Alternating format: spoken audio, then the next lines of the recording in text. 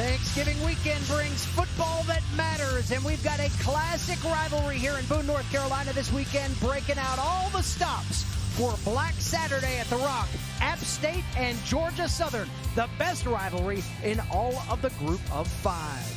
A pleasant good afternoon to you. Glad you could fly on in with us here for this rivalry battle between two longtime nemesises. David Jackson alongside Avery Hall. We're glad you are with us here today. And Avery, App State, Georgia Southern, it means a whole lot to both of these teams here today. It means a whole lot. You know, rivalries are the lifeblood of college football. It's why everyone gets excited. This football game here today is an exciting football game for a couple reasons. One, you got Georgia Southern trying to, go out on a positive note as they bring in a new head football coach in Clay Helton. Again, many of these players are going to want to audition for Clay Helton and show him, that they're competitive, and they want to show him that they are living and breathing football down in Statesboro. On the flip side, you got an Appalachian team that's looking for that 10th win in 5 of the last 7 seasons, which is really impressive, but they're also wanting to maintain that positive momentum as they traverse into the Sun Belt Championship game next weekend. Mountaineers will take on Louisiana in that game next week, but first it's App State, Georgia Southern. Avery, you've been in this rivalry. What does it mean to suit up against the Eagles? You know what? It's a lot of disdain, a lot of angst, a lot of hate, as a lot of people talk about here on the mountain. But at the same time, Dave Jackson, the first team that can kind of get over all of that excitement about the rivalry game and focus on offense and defensive and special teams football will be the team that will settle down and have a lot of success. Sean Clark leading his Mountaineers of Appalachian State out. Sean Clark chasing win number 20 in his short career as head coach. It's Black Saturday at the Rock when we come back to Boone. Gifts for elves, check.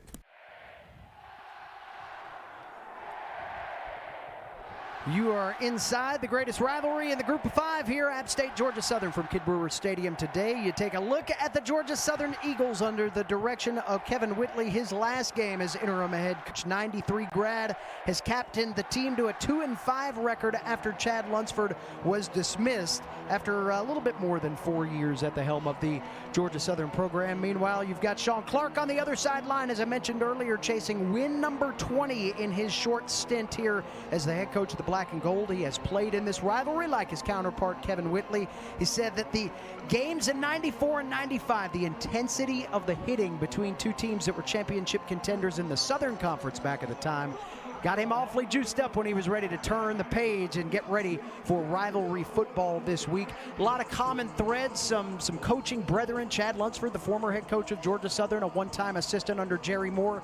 Defensive coordinator for the Eagles, Scott Sloan, held that same role at App State back in 2017. Turned in one of his defensive unit's best efforts in his tenure in 2019 when Georgia Southern became the only team to defeat Eli Drinkwitz's Mountaineers that year and kept them from possibly New Year's Six Bowl aspirations. Mountaineers won the toss, they kick it off, and we are underway. Black Saturday at the Rock once again. It's App State, Georgia Southern, and it's going to be a whole lot of fun here today at Kidd Brewer Stadium, and we get to see an emerging Sun Belt player to reckon with, and that's Connor Jaselski. He is Sigelski. Thank you, Avery. Connor Sigelski came in last week. He wasn't on the 2 deep 3 weeks ago. He comes in against the 14th ranked team in the country, played awfully good football against BYU. He really did. He played poised. He, 11 of 14, 122 yards. He didn't play like that was his first start.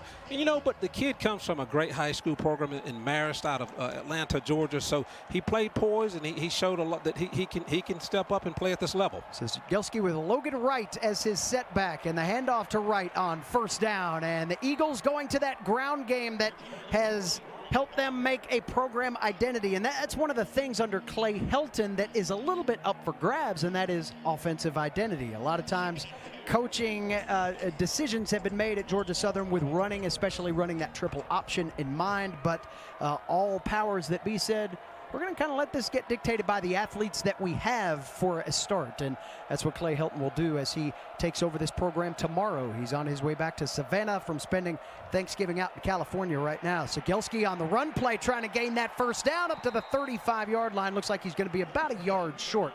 Mountaineers swarming there.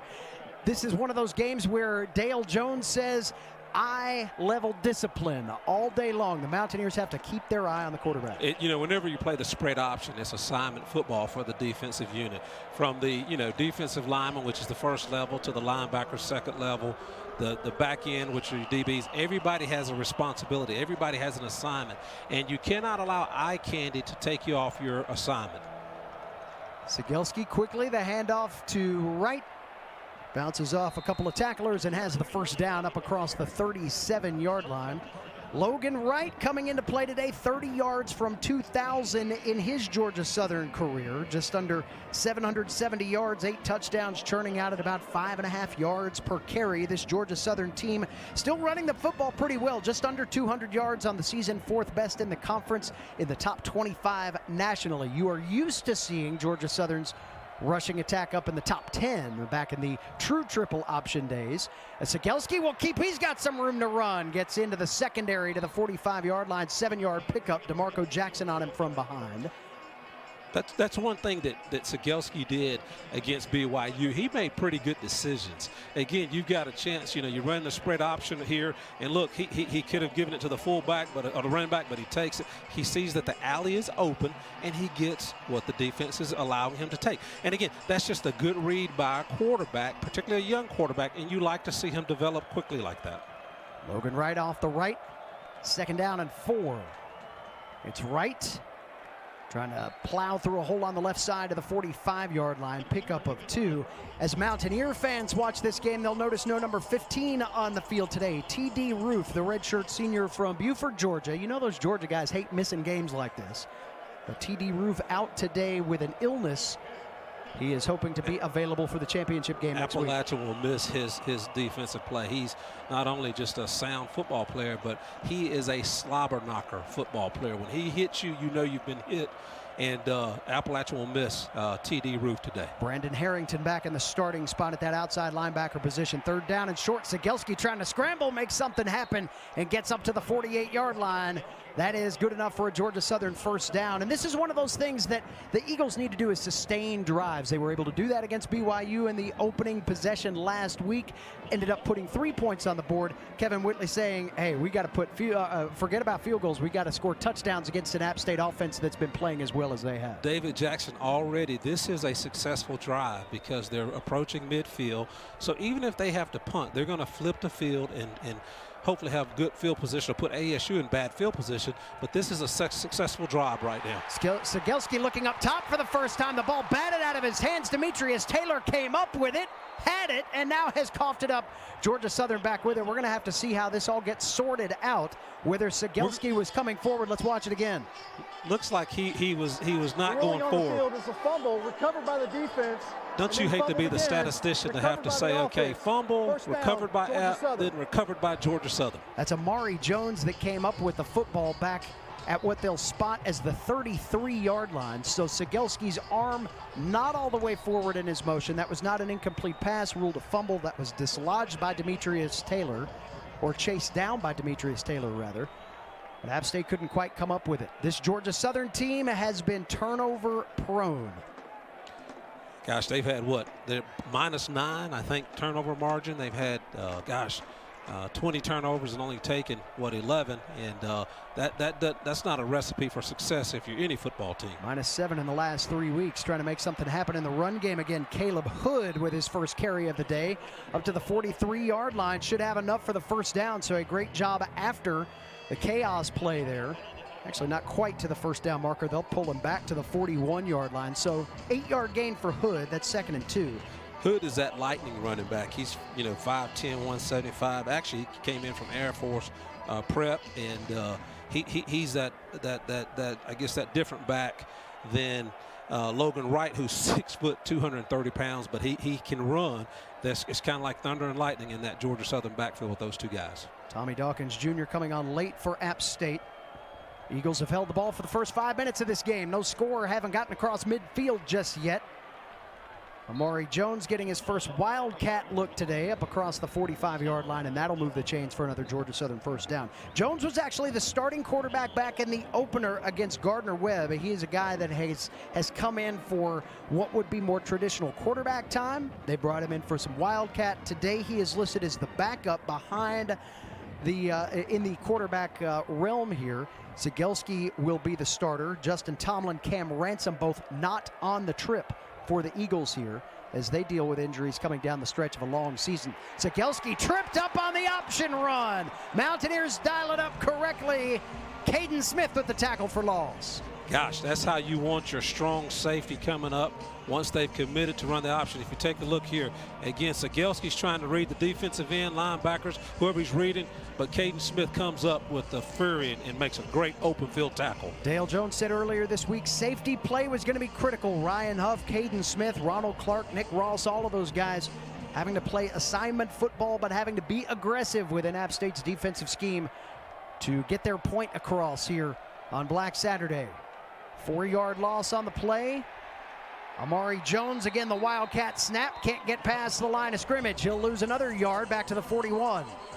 Good defensive play by the defensive linemen and the linebackers, again, just filling the gap, maintaining gap responsibility and plugging those holes, because that was a belly play where Jones just receives a snap and he's looking for a seam in either of the A gaps, but they were both plugged. You know, Dave, you talk about, you know, Clay Helton and what he wants to do here. You know, whether you go triple option or the RPO is the evolution of the triple option. It's just you're marrying in the run and the pass game. 3rd and 14, midfield. Jones sneaks free, keeping his feet not quite to the first down marker. This could be 4-down territory here for Kevin Whitley. 12th play of the ball game, but not of the drive. They actually reset on the fumble. Georgia Southern got a new possession. This is the 6th play of the current drive, of which Georgia Southern has had 2, if you can follow that logic here. 4th down and a yard for the Eagles. They're going for it. Why not? 41% on 4th down this year. App State with the 12th best 4th down defense in the country. Teams only averaging about 33% completion against the Mountaineers this year. Amari Jones has the first down and more to the 42-yard line. That's straight up the gut. Amari Jones getting his name called early and often, and the Tulane transfer making it count for the Eagles to prolong the drive. Good read by Amari Jones. Again, you know, you can break the defense down into, you know, 3 segments. You got the middle of the field, you got the boundary, and you got the field side. Obviously, the ball was in the middle of the field. He saw that Georgia Southern had more linemen than D linemen in the middle of the field, and just a good read on Amari Jones's part. Cegelski back in at quarterback as the Eagles go 1st down and 10. Pass off on the boundary to Darius Lewis, and he is shoved out of bounds at the 34-yard line. That's the first catch of the year for Lewis, who has been primarily seen in kick return action. Had 2 snaps against App State last year on special teams. Sean Jolly back on the field for the Mountaineers. He was in the vicinity of that tackle. This is the first time that he has been playing since the Coastal Carolina game. So good to see Jolly come back. It's good to see Jolly back there, but that's probably why Cegelski tested him. You know, one-on-one out in the flats. Again, toss it out there to Darius Lewis and make Jolly work. 6-yard pickup.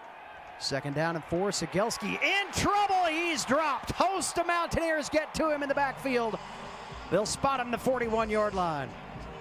I tell you what, look at these linebackers. Defensive linemen doing a great job of getting upfield. These linebackers can flow and get in the backfield and create havoc.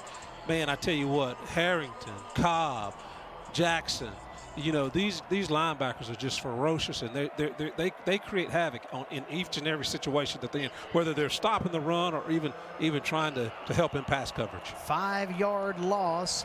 Brandon Harrington credited with the sack, junior out of Pittsboro, North Carolina, again getting the start today in the spot of T.D. Roof. Now we have a whistle and a flag down in the backfield. That's a false start against the Eagles. Start. Offense, number 66. 5-yard penalty. Center there. 3rd down. You know, and Logan Langemeyer is one of those guys. He started. If you take a look here, he kind of moves that ball a little bit, and they weren't ready. But he's one of the seasoned guys, and that's, you know, this offensive line. David Jackson is the strength of this Georgia Southern football team. When you look at the offensive line, most of these guys, you know, they're in their 6th year, 5th year. Most of them have over 30 starts. So this is the strength of this football team. Georgia Southern hadn't allowed a sack in their last 2 games. They've allowed 2 here today. Eagles still with the football as the pass to Amari Jones just about a hair too late from Connor Cegelski. That's one of those timing things that you get, Avery, when there's a quarterback that's in that just hasn't had the reps all year long. Even though Cegelski's been active, you're getting third team, fourth team reps in practice. It's hard to get that time. Georgia Southern's been through 4 quarterbacks this year. So Cegelski, this is his second start. You got to understand, Amari Jones moves around on offense, so he may not even play in that slot position often in practice because he's practicing everywhere else. So again, timing may be off with those guys. 9.5 minutes of possession for Georgia Southern to start the ball game. Nothing to show for it except for the fact they have an opportunity to set App State back in tricky field position to start. The touchback will bring it out to the 20. Mountaineers with the ball first when we come back to the Rock.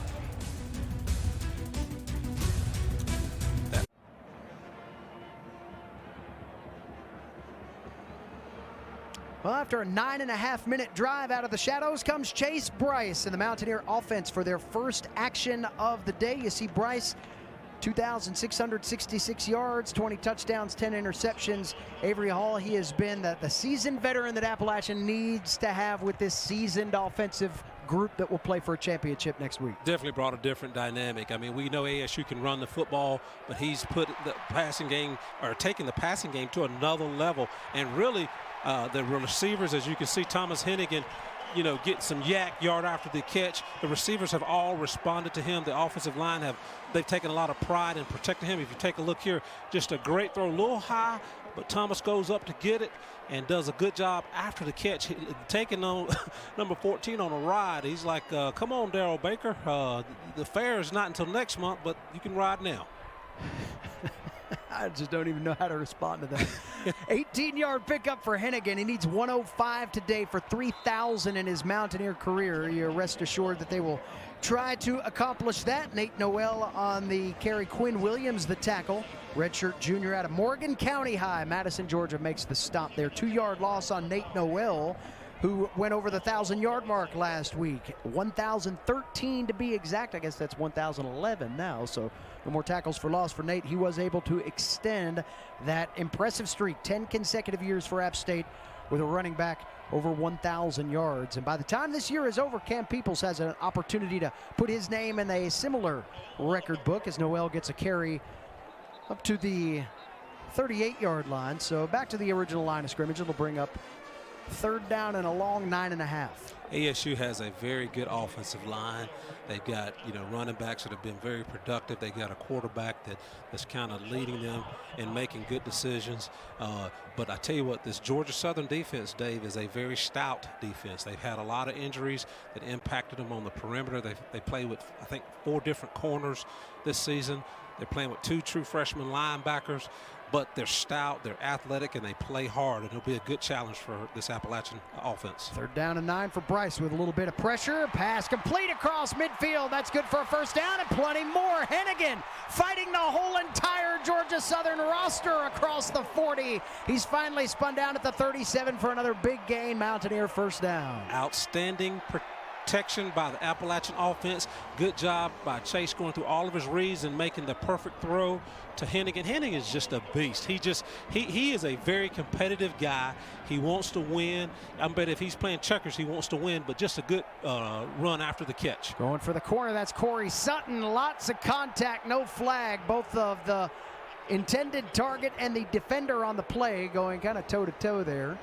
As that was Seth Robertson. He was the man that went up and over Thomas Hennigan just a moment ago. So Robertson getting tested again as App State goes to Corey Sutton for the first time. That'll stop the clock. Second down and 10 here at about the 3-minute mark of the first quarter. Corey's running that corner route over there, and again, good, you know, running side by side.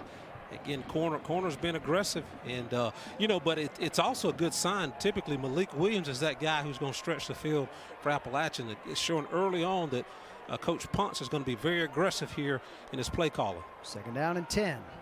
Bryce, quick target to Hennigan on the sideline, falls incomplete. Mountaineers with 43 yards in roughly 2 big pass plays. Those both went to Thomas Hennigan.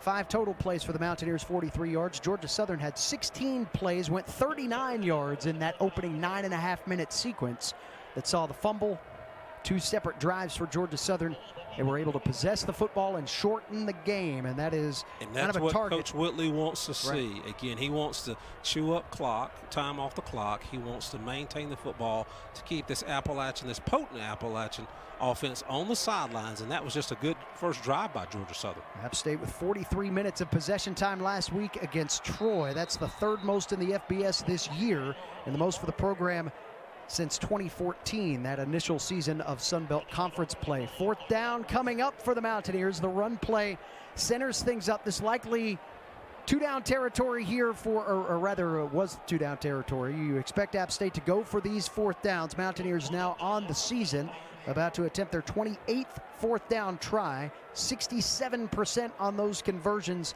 That is in the top 20 nationally in terms of conversion percentage. They'll try to convert fourth down and 9 from inside the Georgia Southern 40. Black Saturday at the Rock, already high drama here in the first quarter.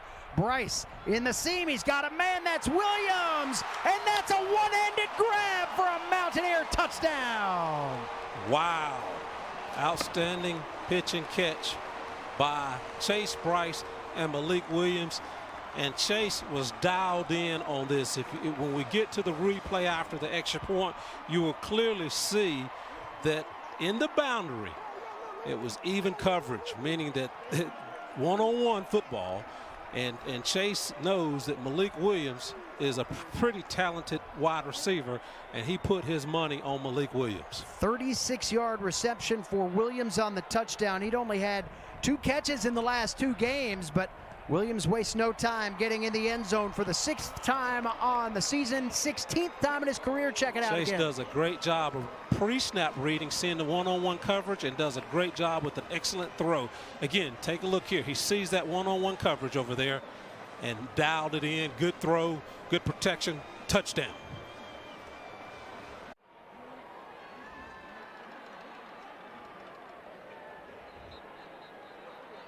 Here's Malik Williams, his 36-yard reception. The first points of Black Saturday 2021 here at the Rock, his 16th career touchdown catch. And you start thinking about some of those super seniors and what their impact has been for an App State program. This is a kid in Malik Williams who, as a junior in high school, walked into his team meeting room and said, "Coach, I think I can play quarterback." He was a quarterback in high school for a while, came up and found a way into the App State offensive plans as a receiver, and has not looked back since. Well over 2,000 yards for his career, and now 16 touchdown catches as he gets a stamp on his senior game. We'll take a break here at Kid Brewer Stadium. Malik Williams with the points. The Mountaineers lead it at the Rock by a touchdown.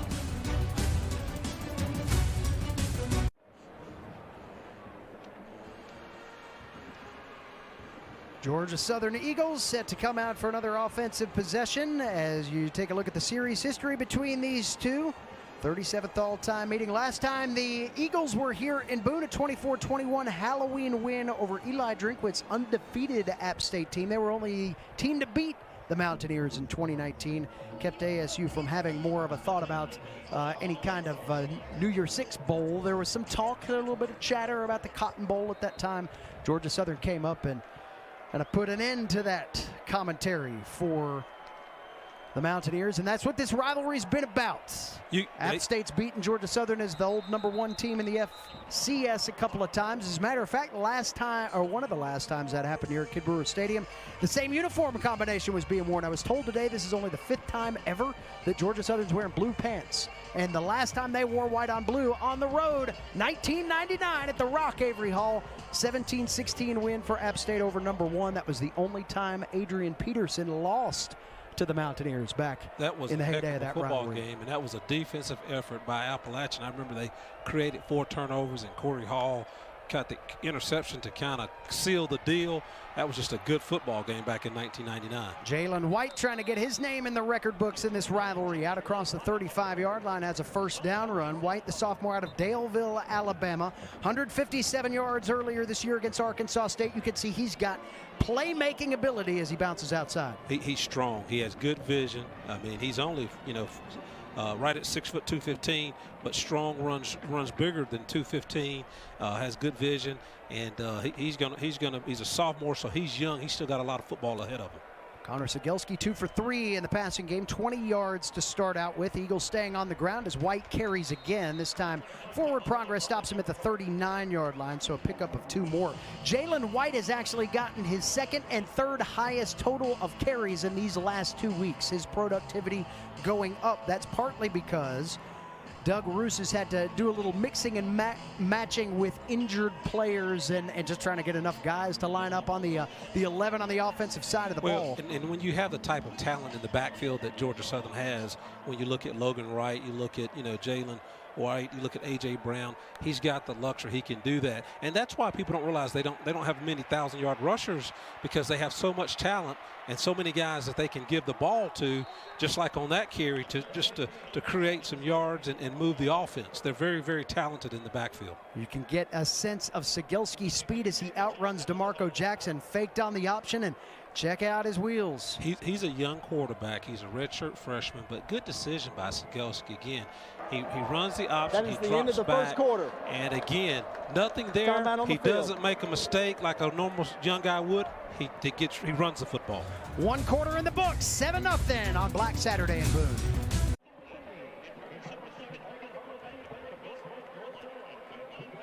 Black Saturday at the Rock, Kid Brewer Stadium, dressed appropriately for rivalry football. That means you got to spell the name of the team on your chest. You got to break out the special wardrobe there.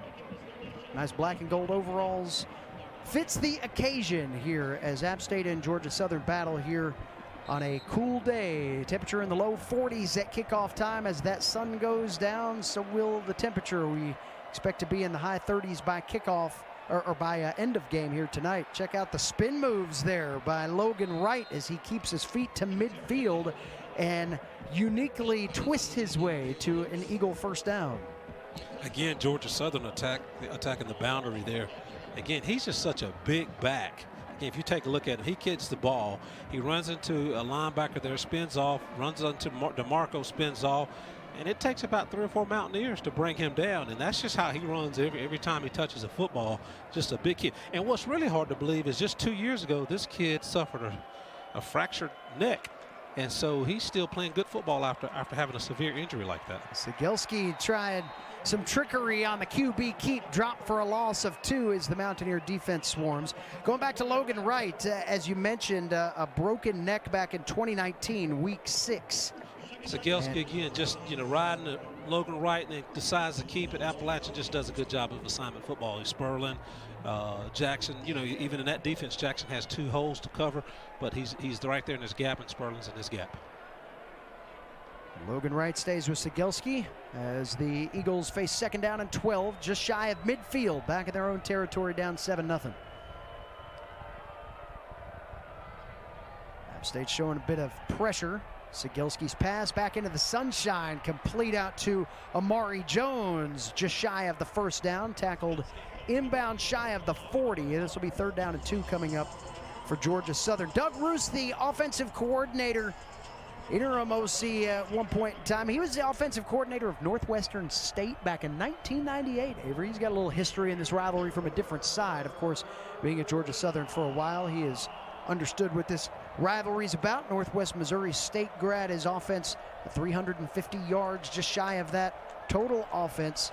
Dave, he spent a little time at Arkansas State as well during their glory days in the Sun Belt, so he's a creative guy when it comes to offensive plays. Logan Wright carries the mail for the first down gain. We're mentioning Wright had the broken neck back in week 6 of 2019. He came back from that, was 4th on the depth chart in 2020, kind of worked his way back up through a variety of circumstances to rush for 604 yards and 4 touchdowns last year. Had 177 yards in the opener this year. Had a 214-yard game against Arkansas State on just 10 carries. First one since Travis Etienne to have over 200 yards on 10 carries or less. That came back in the 2019 season. So he's had some special productivity in a program that hosts special productivity at running back. So you know that Logan Wright has got his name in the right record books at Georgia Southern. We've got an injured Eagle down. That's Khalil Crowder, the right guard.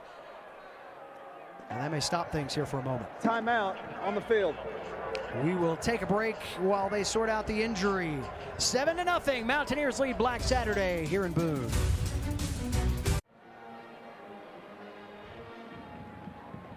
Welcome back to Black Saturday at the Rock. David Jackson, Avery Hall with you. 7-0 App State on top of Georgia Southern. The origins of Black Saturday. Some of you newer to this rivalry might not get what this is all about. So back in the early 1980s, in the Sparky Woods era, Black Saturday used to be a season-long promotional campaign.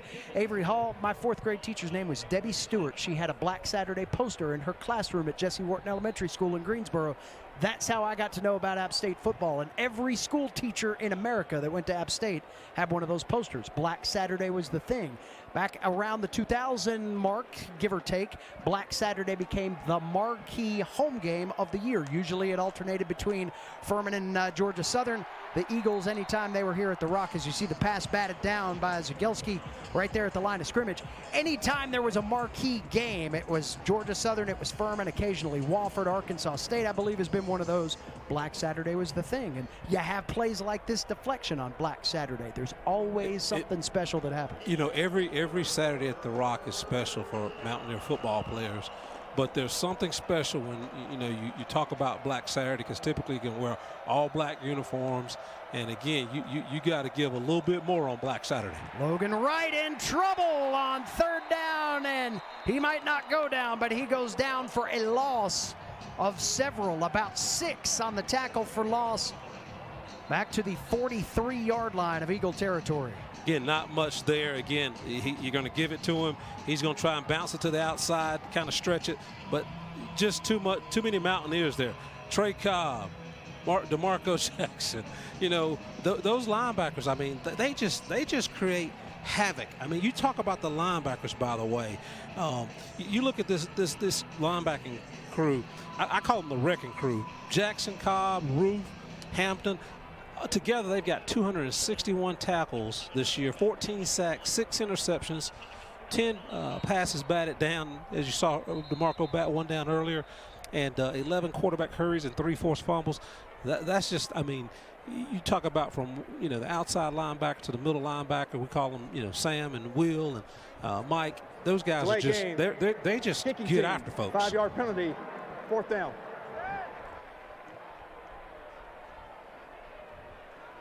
So the delay of game will give a little bit more room for Anthony Beck to punt this football away.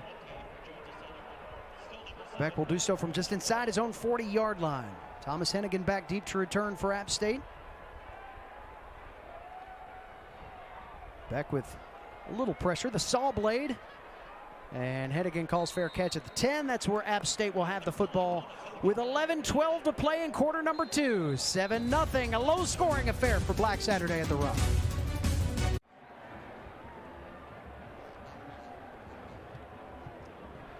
Two very different games being played within the game. Georgia Southern trying to control the clock, and they have done so. 15:42 in times of possession, 76 yards, 3 separate scoring drives or drives to try to get that work done. App State has gone one drive, about 5 plays, 80 yards, 3:06 off the clock, 36-yard touchdown to Malik Williams. So one team playing fast, the other one trying to play a little bit more methodical.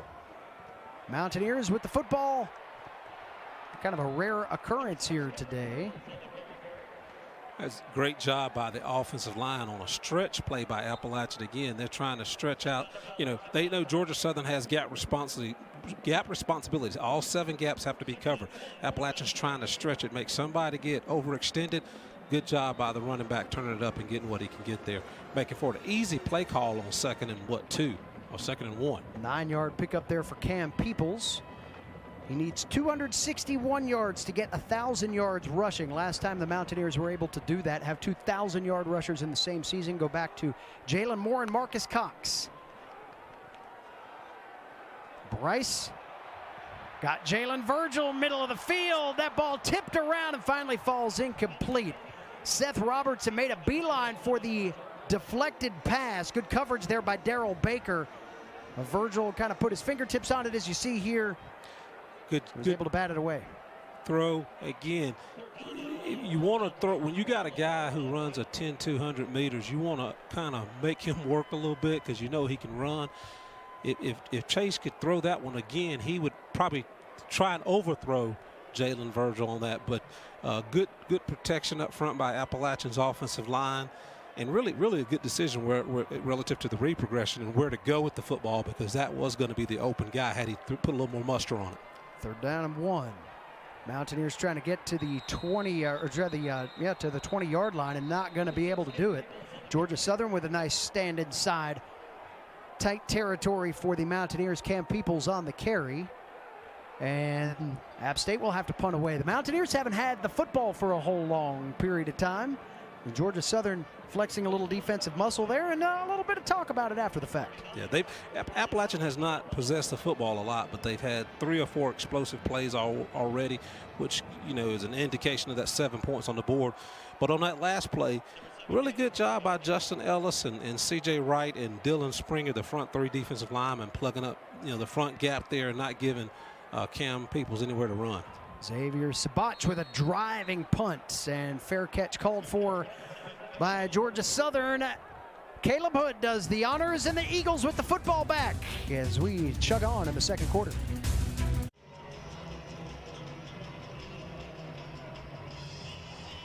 Eagles back out there, 15 minutes worth of possession time. They don't have any points for it though yet. Low scoring affair between 2 old rivals here in Boone, North Carolina. 9:40 to play, 2nd quarter.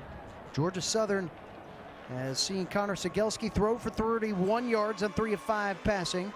Jalen White, the leading rusher, with 17 yards.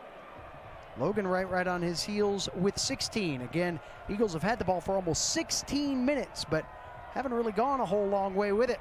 Logan Wright, kind of proof positive of what we were just talking about. Gets the handoff, gets a yard positive on the play, as he is met by a host of Mountaineer frontmen on a defensive line, Avery, that has dictated the terms thus far in the game. They really have. And you know, the unsung heroes are like Caleb Sperlin, Jordan Earl, and Demetrius Taylor. You don't hear their names a lot. Just like on that last play, you heard Trey Cobb on the tackle. But again, it's the front 3 defensive linemen that are resetting the offensive line or the line of scrimmage, and they're allowing those linebackers to flow and make plays. And so they're the guys you don't hear about, but they're so important in this defensive scheme that Dale Jones employs. Sigelski on the option read tripped as he went past Trey Cobb. And Cobb gets credit for the tackle. Sigelski probably had a little bit more real estate, but just lost his footing there. Dale Jones said earlier this week that if we play well, Trey Cobb is playing well, saying that about his middle linebacker. Cobb first in the Sun Belt in takeaways. He's had 3 over his last 2 games. Pick 6 against South Alabama earlier this year. 100-yarder. Trying to make an impact on this game. 3rd down and a little bit more than 5 for the Eagles. Sigelski in the shotgun with 3 receivers to the bottom side of your screen. Stepping up in the pocket, being chased. Playing peekaboo now at the App State offensive front. He'll be taken down in a pile. Gains 2 yards the hard way up to about the 38-yard line. You know, that's where pressure will make you play peekaboo. Because, again, Sigelski's looking towards the field side, wide side, where he had 3 wide receivers running various routes in the route tree. Take a look here. Nobody's there. Nobody's open. Good coverage, so he tries to manufacture some yards here, and he's trying to use those big linemen to kind of dodge a few Mountaineers, but the Mountaineers are just playing with a lot of intensity, being very competitive, getting after folks, and you got 5 or 6 Mountaineers around the football. Anthony Beck, Ray Guy Award watch lister, punting away for the 3rd time today, scraping what little sunshine is in this facility. Thomas Hennigan will circle underneath at the 19-yard line, and App State will have, again, a rare possession. Only 3 of them thus far in the ball game, Avery Hall. You see the quick strike score, Malik Williams on the 36-yard touchdown catch. But App State needs to prolong a drive to get their defense off the field, get a little bit of rest under those guys before halftime. Well, and not only that, because what will happen is, as this game progresses, again, if the defense is on the field too long, it will wear you down, particularly the physicality of the football game. Georgia Southern's running the football a lot. But what Appalachian needs to do is be very, very efficient with each possession and have a few more explosive plays and score as many times as they can, because typically they get about 10 possessions a game. This is probably going to come back for Holden, but typically they have about 10 possessions per game, but it may be more like 8 possessions in a game like this. So they want to be very, very effective with the possessions. Take a look here again. Nice job by the offensive line. Holding. Good job of hitting the hole Number 66. There 10-yard penalty from the spot by of the foul. Daedric Harrington. 1st down. But obviously someone held on the offensive line, which is why that hole was so gaping. Luke Smith was whistled for the infraction. Sophomore out of Lebanon, Tennessee, so that will negate the run of Datrick Harrington, another one of those players that's great to see finishing things off well in his super senior season. Got in the end zone last week against Troy. It had been a 13-month gap for a guy that's rushed for nearly 1,400 career yards. Harrington hasn't gotten the run lately because of injury and trying to get back healthy again. And then, of course, you have the emergence of Nate Noel. People's running well. Anderson Castle getting into the mix a little bit more.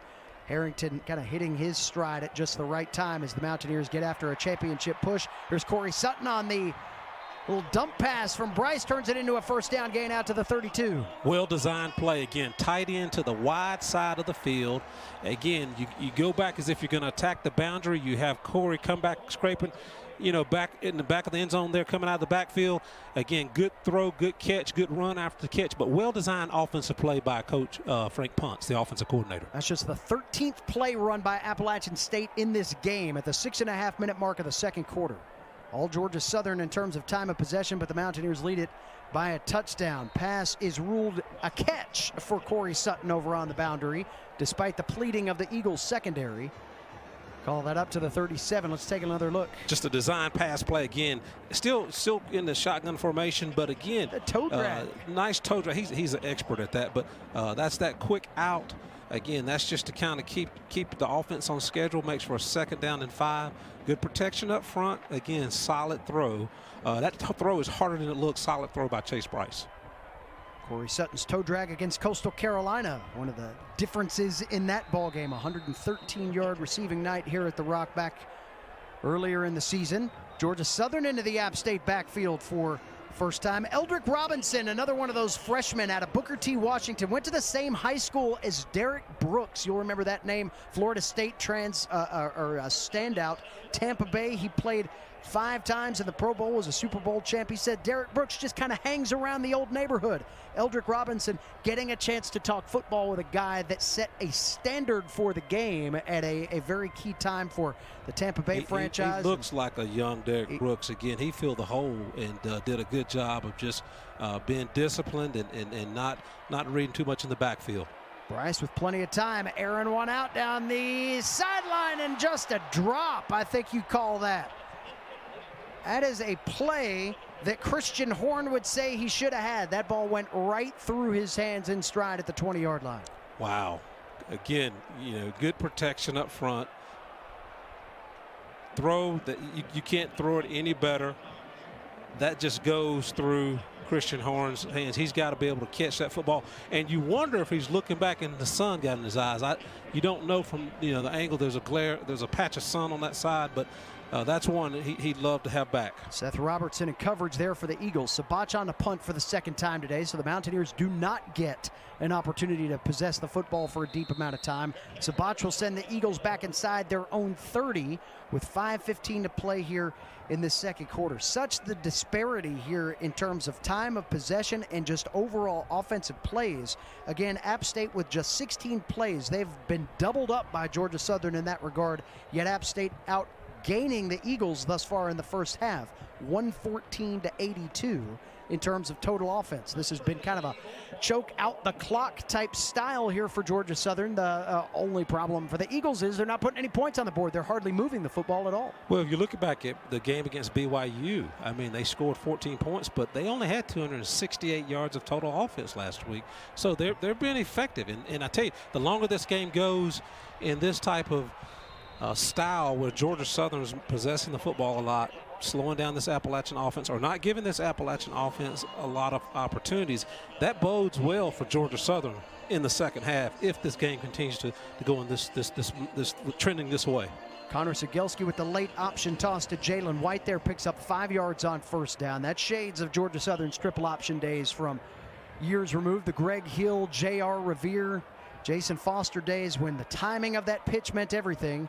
Turned it into a 5-yard gain for a first down. Now this is a wildcat look for Amari Jones. He'll get across the 40-yard line and move the chains for Georgia Southern. That is the 8th first down for the Eagles on the afternoon. I tell you, Amari Jones just does so much for this Eagle offense. I mean, he can line up in the slot. He can line up at quarterback. He can line up at tailback. I mean, he just does a lot. He would definitely be the MVP of the last 2 football games for this Georgia Southern Eagles team. Jones played for Doug Roos at Tulane as a freshman, had one of the top all-purpose yard years ever in the Tulane program as a sophomore, got into the Eagle program in the January time frame and has been instant offense for a ball club that has used him just about everywhere. Slot, running back, wide receiver, quarterback.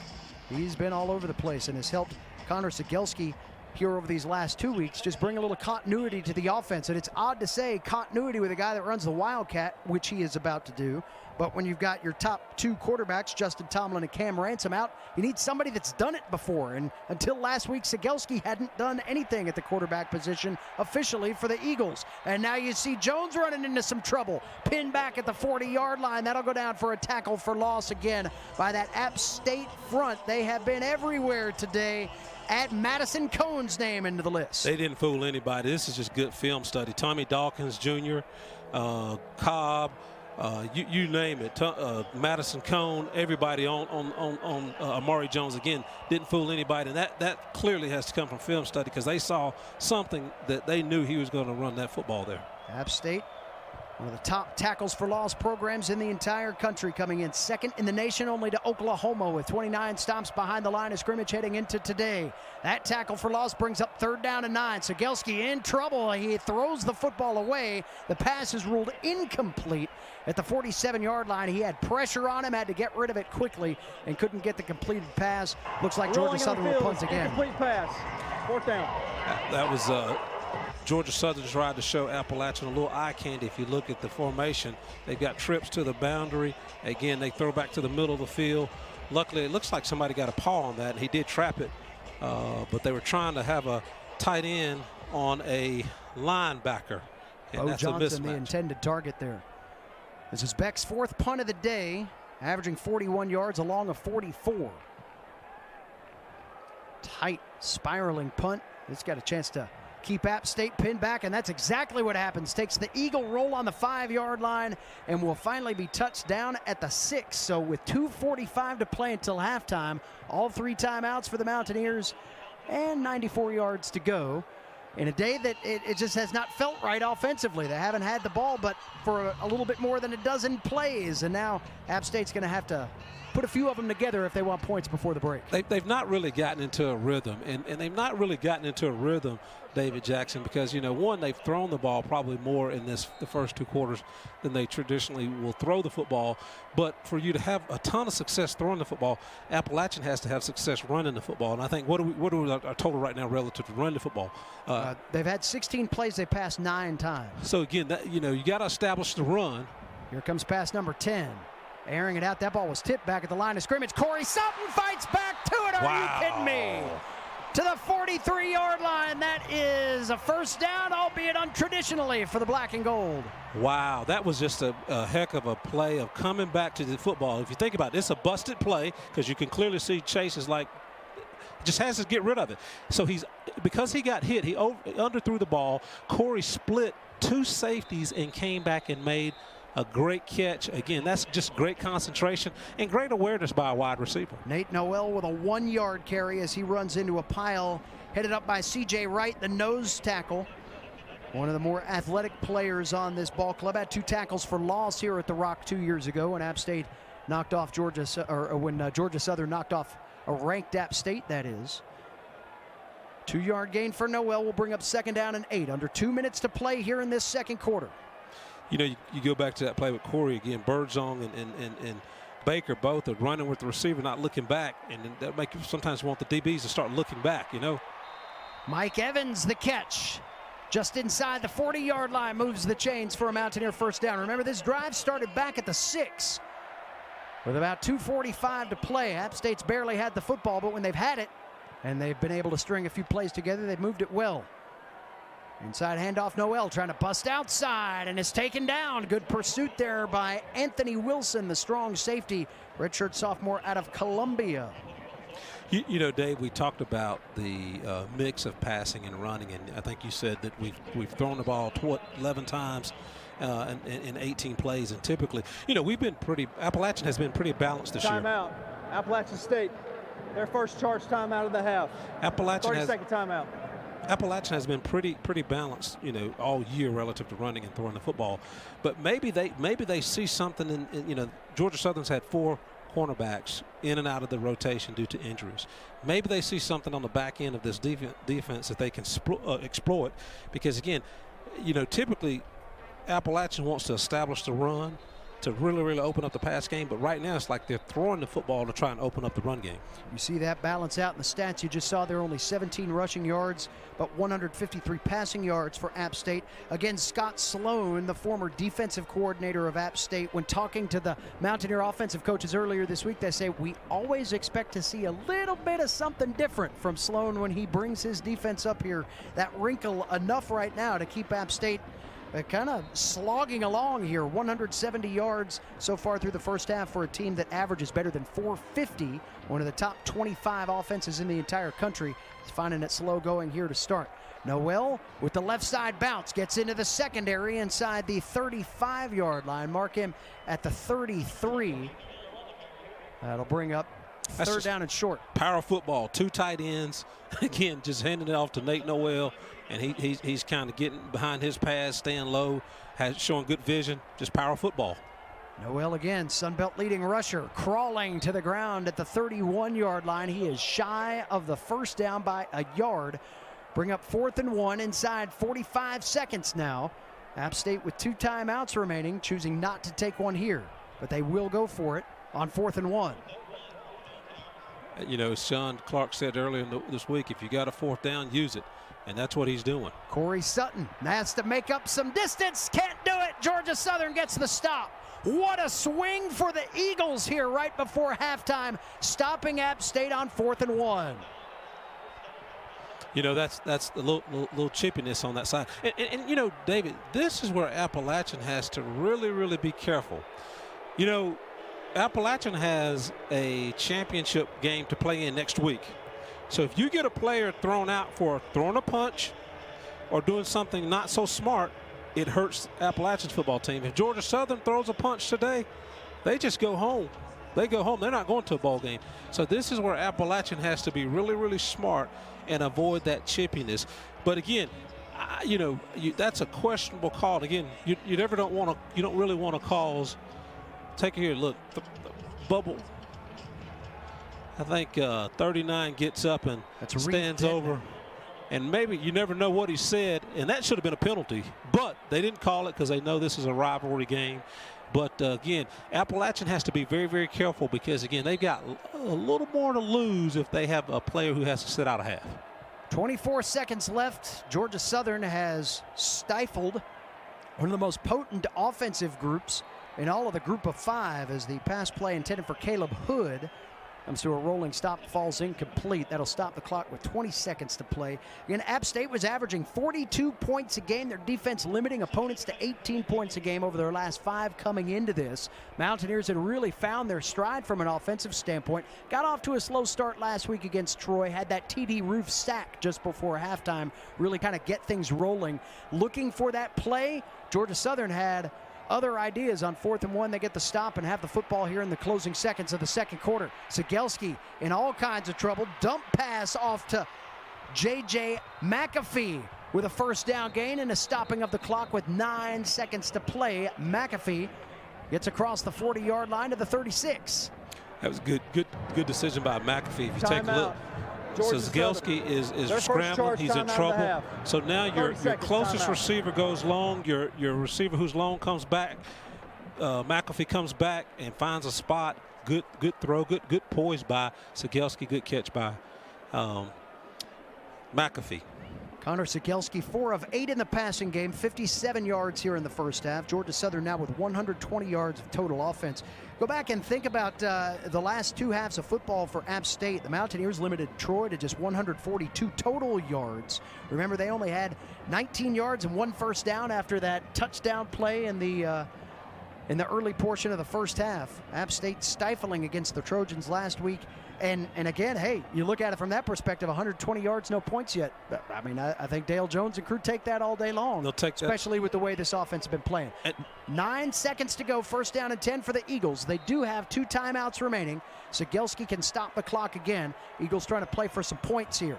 Sigelski with time in the pocket. Pass out to Amari Jones, trying to swing his way away from Sean Jolly. Jolly shoves him out of bounds and stops the clock with 4 seconds to play until halftime. That's a 3-yard pickup for Amari Jones. And another timeout, it looks like, taken by Georgia Southern potentially. Maybe not, maybe just substitution here. Dave, you know, this has been a good half for Georgia Southern considering it's 7-0. They've chewed up a lot of clock. But I will tell you, in the back of Coach Whitley's mind is the 6 possessions, 6 touchdowns that Appalachian had last week against Troy. They know when this offense turns it on, they can really turn it on. 51-yard field goal, longest attempt of the career of Alex Rayner, and App State will take a timeout to try to get in his head. Rayner has actually attempted. State, their second charge timeout of the half. Rayner has actually attempted 2 52-yard efforts this year. One of them blocked against Louisiana, and the other one missed against Georgia State. That came back a year ago. So this would be the second longest field goal try of his career, but the longest attempt of the year for Alex Rayner, 5'11" sophomore out of Kennesaw, Georgia. He's made 8 straight over his last 7 games. So nothing like a little pressure in a rivalry game. Say, hey, speaking of streaks, you've got one. Let's see if you can keep it. Try one from 51 on a cold day at the Rock. Very little wind on this cool day, though, so keep that in mind. From the right hash, Rayner trying to give the Eagles points before the break. And another timeout taken by App State. Little chess match going here. Appalachian State, their third and final charge timeout of the half. 30-second timeout. Can't use them, so why not go ahead and take them? You know, you can't. I mean, I know you remember the game I'm thinking about right here. You know, there was a game where Georgia State and App State were playing in a snow game back in one of those first games. I believe it was 2014 or so, and snowing sideways, and there were 3 timeouts taken right before the half. App State's trying to kneel on it and just get inside the locker room, get some cocoa and warm up. Maybe before halftime, so they called 3 timeouts, and App State runs a fake field goal touchdown. I remember that. Yeah. I remember that. Not the same circumstances here. Alex Rayner again, his career-long 47 set against App State last year in Statesboro. From 51, good snap, low kick. It's a line drive, and it misses to the left. No points for the Eagles. They are shut out through a half of football here at the Rock. So Alex Rayner's 51-yard miss spells the end to kind of a bizarre half here in Boone. It's Black Saturday at the Rock. It's 7-0 App State over Georgia Southern at halftime.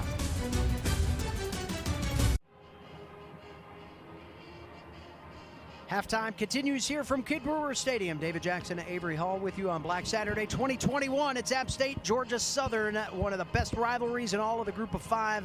And it's playing out like it today, kind of a close chess match. When you take a look at these first half stats, they look more like quarter numbers when these two teams get together. But Avery, some pretty good defense play by both of these teams. Really got to credit Scott Sloan for coming in and halting App State from an offensive perspective. Only 169 yards for the Mountaineers in the first half. 169 yards in the first half. And what's really glaring when you look at the statistics is the 23 yards of rushing. Typically, you know, Appalachian's averaging almost 200 yards per contest, and that's almost 100 yards per half. And again, they're 23. So he's done a fantastic job of really, you know, taking away the run, and really it's impacting the big play, the big explosive plays as well. So great job by Coach Sloan. App State 1 of 5 on third down. That's a big part of their inefficiency. You flip it over the other way, only 122 yards gained by a Georgia Southern team that's normally a little bit more potent than that. But the possession time, Avery, how have they been able to handle the clock so well despite not having any points? Well, think about it. You look at it. They're 4 of 9 on third down. So, I mean, that they're possessing the football. They're having good long drives, sustaining drives. And, again, they really want to shorten this football game and keep the ball away from Appalachian's explosive offense, or typically explosive offense. Leading rusher in the game, Jalen White. He has 21 yards at halftime. These two teams run it pretty well. We'll see who gets started first here as we get ready for second half play at the Rock. 7-0 App State on top of Georgia Southern.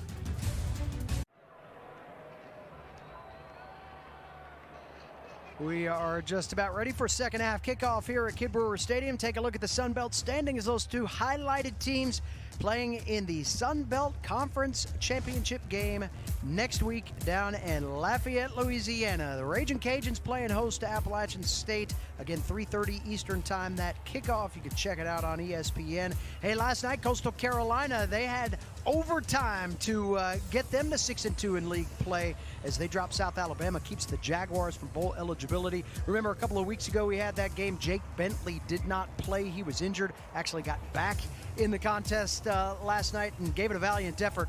Coastal Carolina scored on the first play of overtime to win that one 27-21 in extra time. Georgia State handling Troy. That's the only other team this weekend, Avery, that's playing for bowl eligibility. So right now it looks like 4 teams from the league heading into postseason play. Of course, Appalachian State has done that consistently throughout.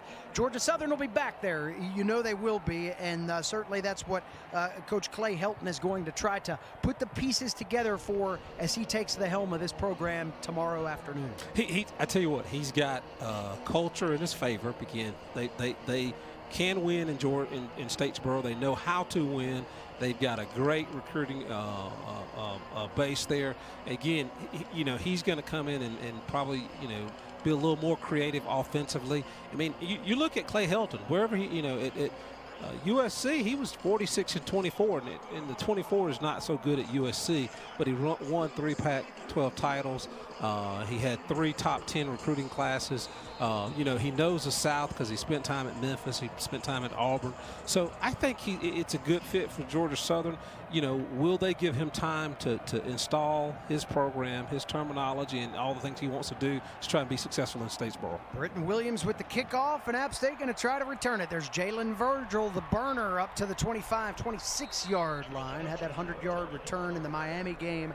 Desperately trying to get another one of those before he closes down his Mountaineer career. App State with the football. They won the toss, elected to defer. Check out the offensive comparison here. I mean, look at how anemic App State was in the first half.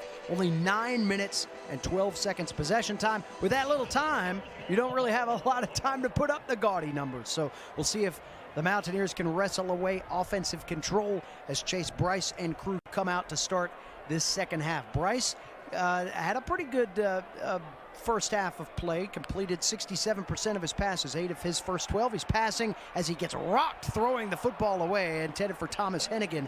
And Bryce will get up out of the heap back behind the 20-yard line as he was drilled just before getting away that pass to Hennigan. Appalachian's done a great job of keeping him upright, but not on that play. Again, you're right, he was drilled. But again, that was the post route being run by Hennigan. Just overthrew him again. He's looking, giving the route time to run the route, but he did get nailed there. But he doesn't get put to the turf too many times. Benz Josue gets the QB hurry as you see Nate Noel out across the 30-yard line up to the 33, picks up 7 on second down. So the Mountaineers with third and manageable. Nate Noel, 7 carries, 12 yards in the game thus far. That is his longest run of the day of 7 yards.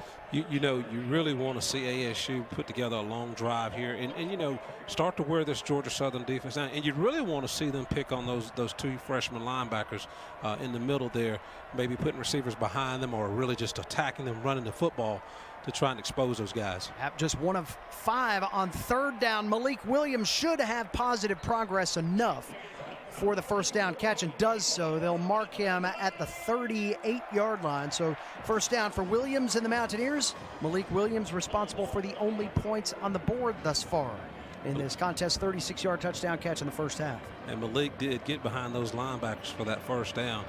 Again, good start to a solid drive here in the second half. Terrell Davis out of the secondary with that tackle. Nate Noel with the shifty move gets up to the 40-yard line, pickup of 2.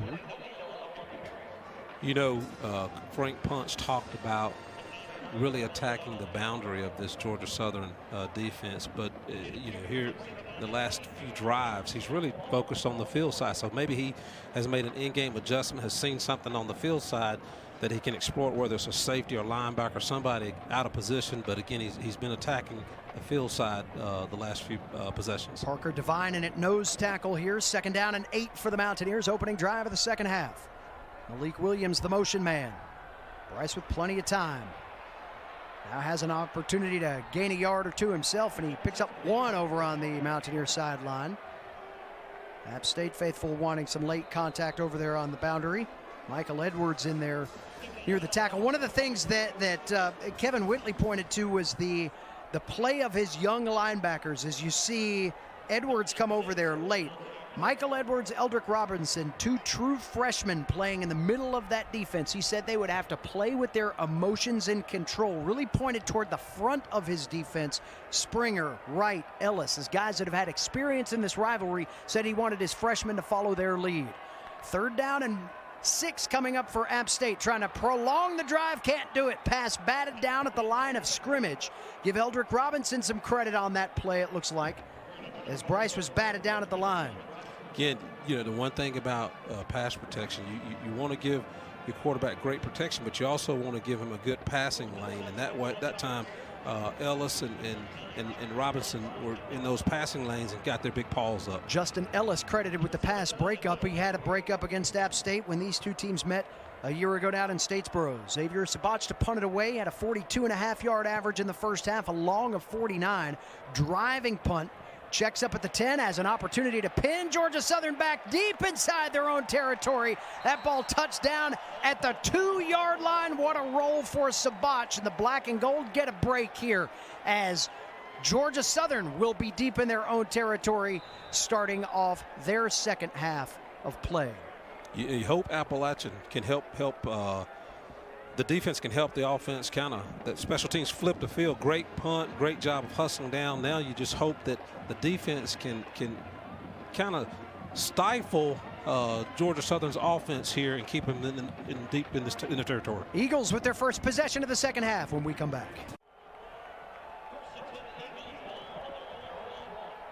Hey, sometimes you wonder where kickers live.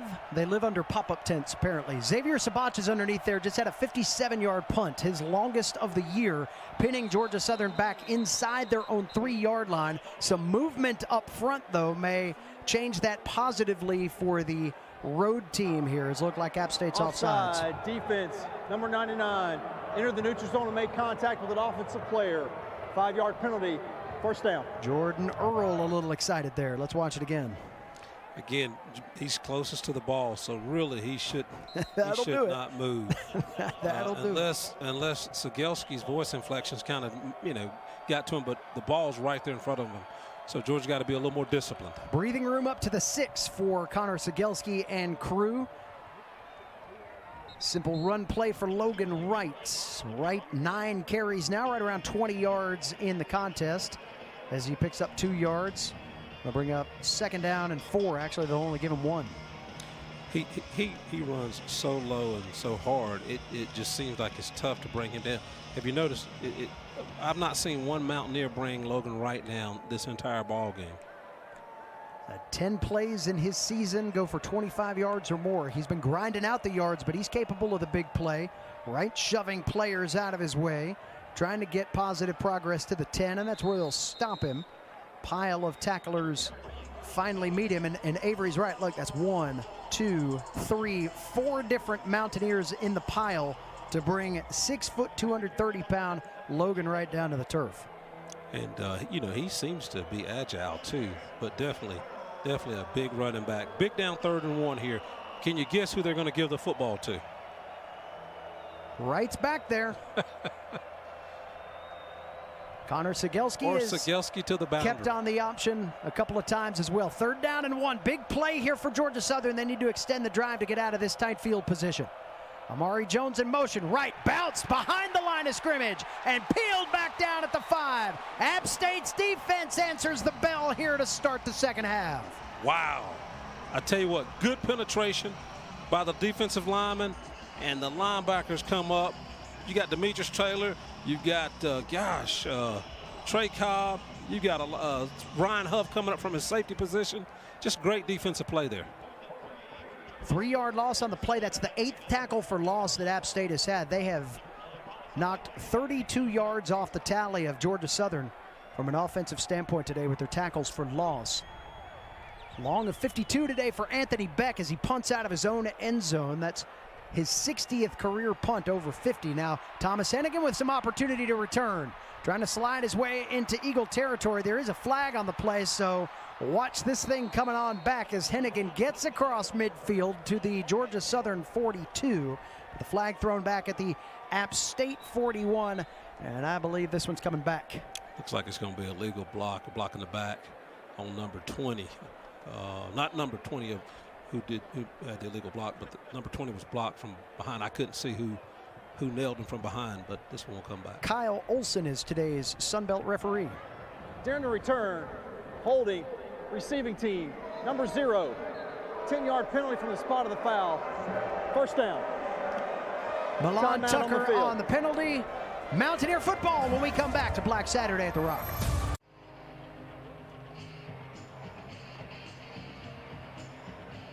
Chase Bryce and crew back out for the second time here in this second half of play. App State leading 7-0, 10-12 to play in the third quarter. David Jackson, Avery Hall with you today here at Kidd Brewer Stadium. Rivalry football at its best. Good to see this game back at the end of the year again. It was scheduled like that last year due to cancellation. It was supposed to be a Wednesday night game due to COVID issues. It was backed up to the last game of the regular season on a Saturday, and the Sun Belt Conference did the right thing and put this back on a regular Saturday rotation. Cam Peoples with the carry up to the 36-yard line. Pickup of just a couple there for Cam. But this is rivalry week, right? I mean, we just saw Michigan win in the Big House against Ohio State. We've got Bedlam later tonight on ESPN. You've got this game. This game needs to be on this weekend if this is what rivalry football is all about. This again, rivalry weekend is, I think, is the oxygen that college football needs, because this is why people get excited, and it's also why you should have better geographic fit when it comes to conferences, because it lends itself to having these rivalries, and they don't get any better than this one here. Bryce rocked, and he's taken down. Justin Ellis gets to him in the backfield at the 27. And that was a loud sack of the App State quarterback. That's a loud sack, but do you know that's only the 9th sack of the season that this offensive line has given up? Again, he just comes, he does a stunt, comes around, and just plants Bryce. And Bryce typically does a good job of getting rid of the football quickly, but on that particular play, he didn't have a chance. He didn't have a chance. Just good rush, good stunt by Justin Ellis. First time in 3 games that App has allowed a sack. Takes us under 9 minutes here in the second quarter, and brings up 3rd down and 14 for App State. Mountaineers just have not been able to get their offense in tune here in this football game. Twins to both sides. Underneath, look, Corey Sutton. That's not going anywhere. Flag coming in after the hit, though. So watch out here. The Mountaineers might have gotten bailed out of what was another short play that went for a small gain. Appalachian's having a tough time running the football right now, so you go with that horizontal passing game. Some people call it a bubble screen. You throw out there, 2 receivers block. But again, Georgia Southern's just kind of aggressive and getting to the football. Stop that play pretty effectively.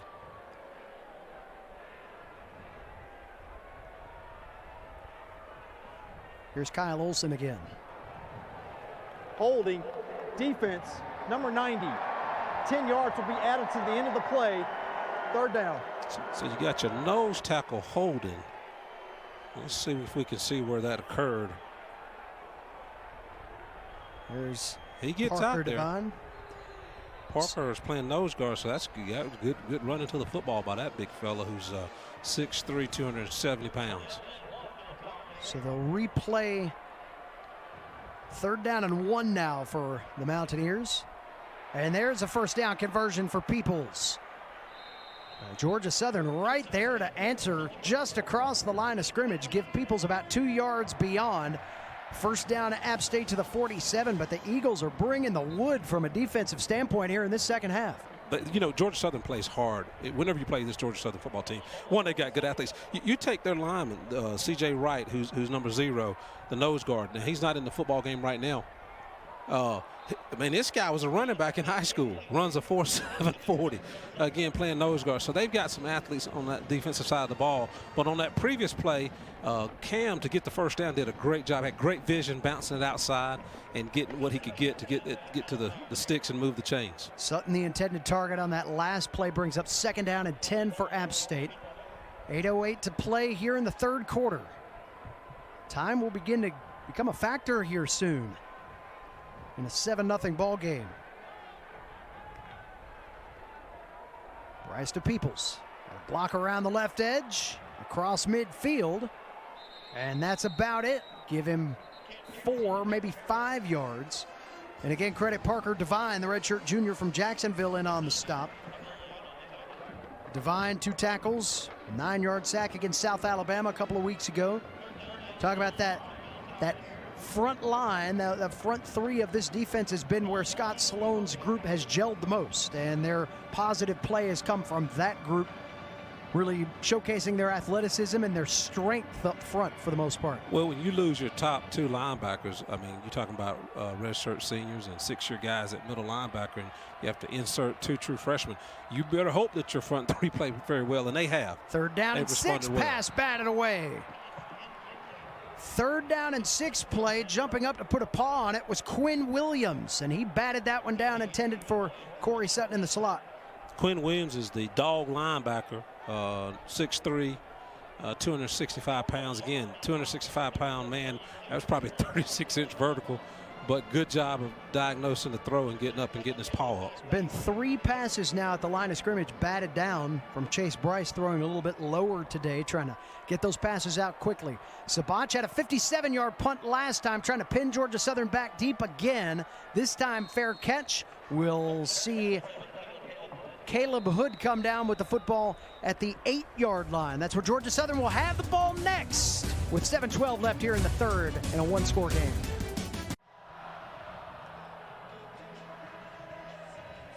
Kevin Whitley seeing the final quarter and a half of his tenure as interim head coach come to a close at Georgia Southern, and a guy that has taken some time to put some thoughts in his players' head. He said that he didn't want to ever say anything that they didn't remember.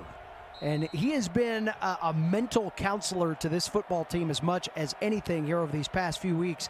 And he's got his team believing right now that they've got an opportunity to maybe spoil some momentum plans of an App State team destined for the Sun Belt Championship game next week. This game's not going to impact that, but App State wants some juice going into that game, and right now their rival is playing toe-to-toe with them on their home field. Again, on this play here, Cegelski, again, just trying to manufacture some yards and really did a good job of moving the sticks.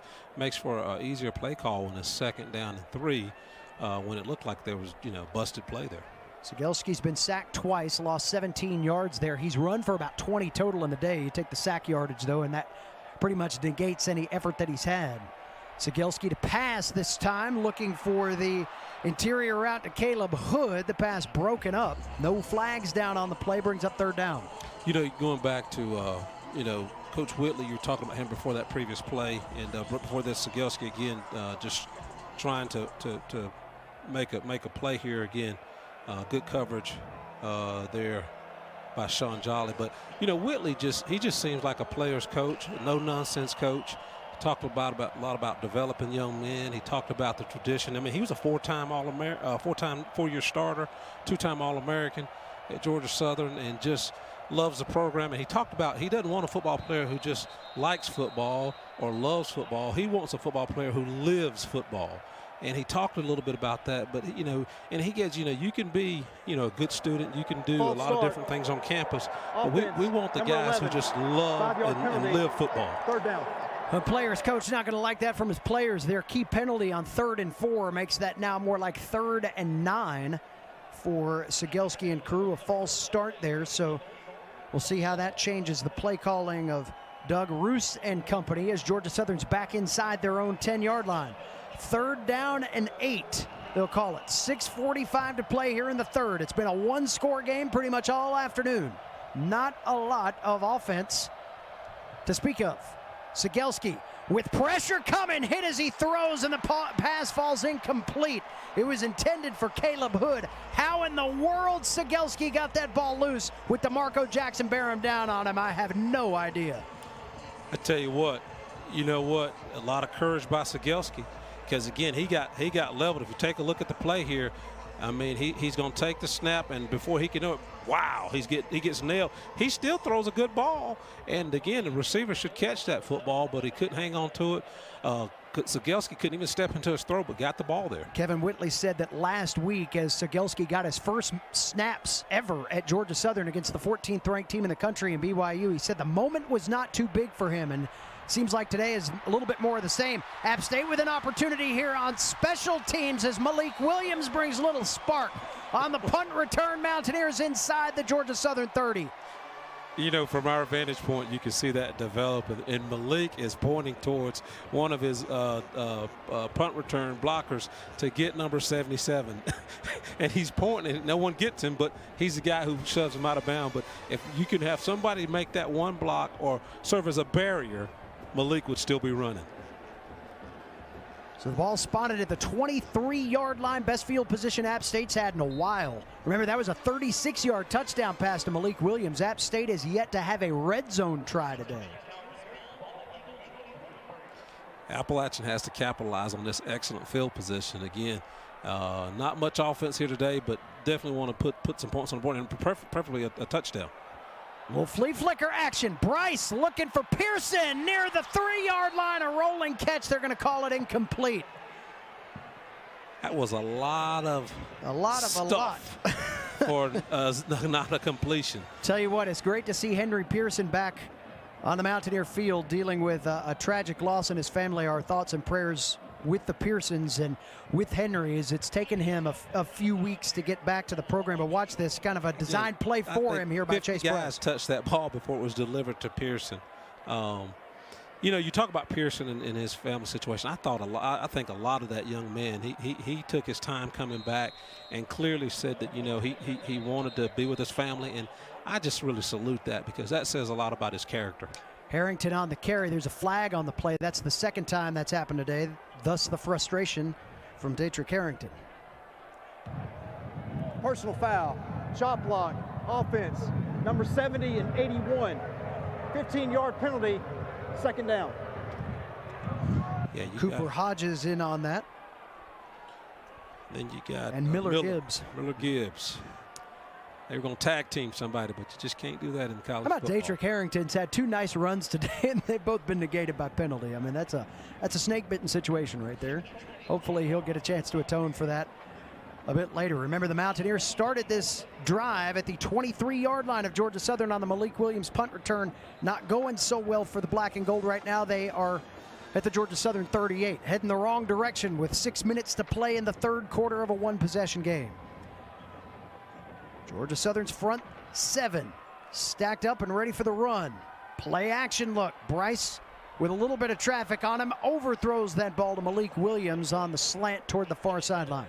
That kind of looked like a busted play from the start of the play, and I've seen several of those today. You just kind of wonder why these guys are out of sync. Again, looked like a busted play. You had not only a busted play in the backfield, but your protection was off on the front side of it, because again, 2 guys blitzed and came clean, which forced Chase Bryce to throw that ball a little over the head of Malik Williams.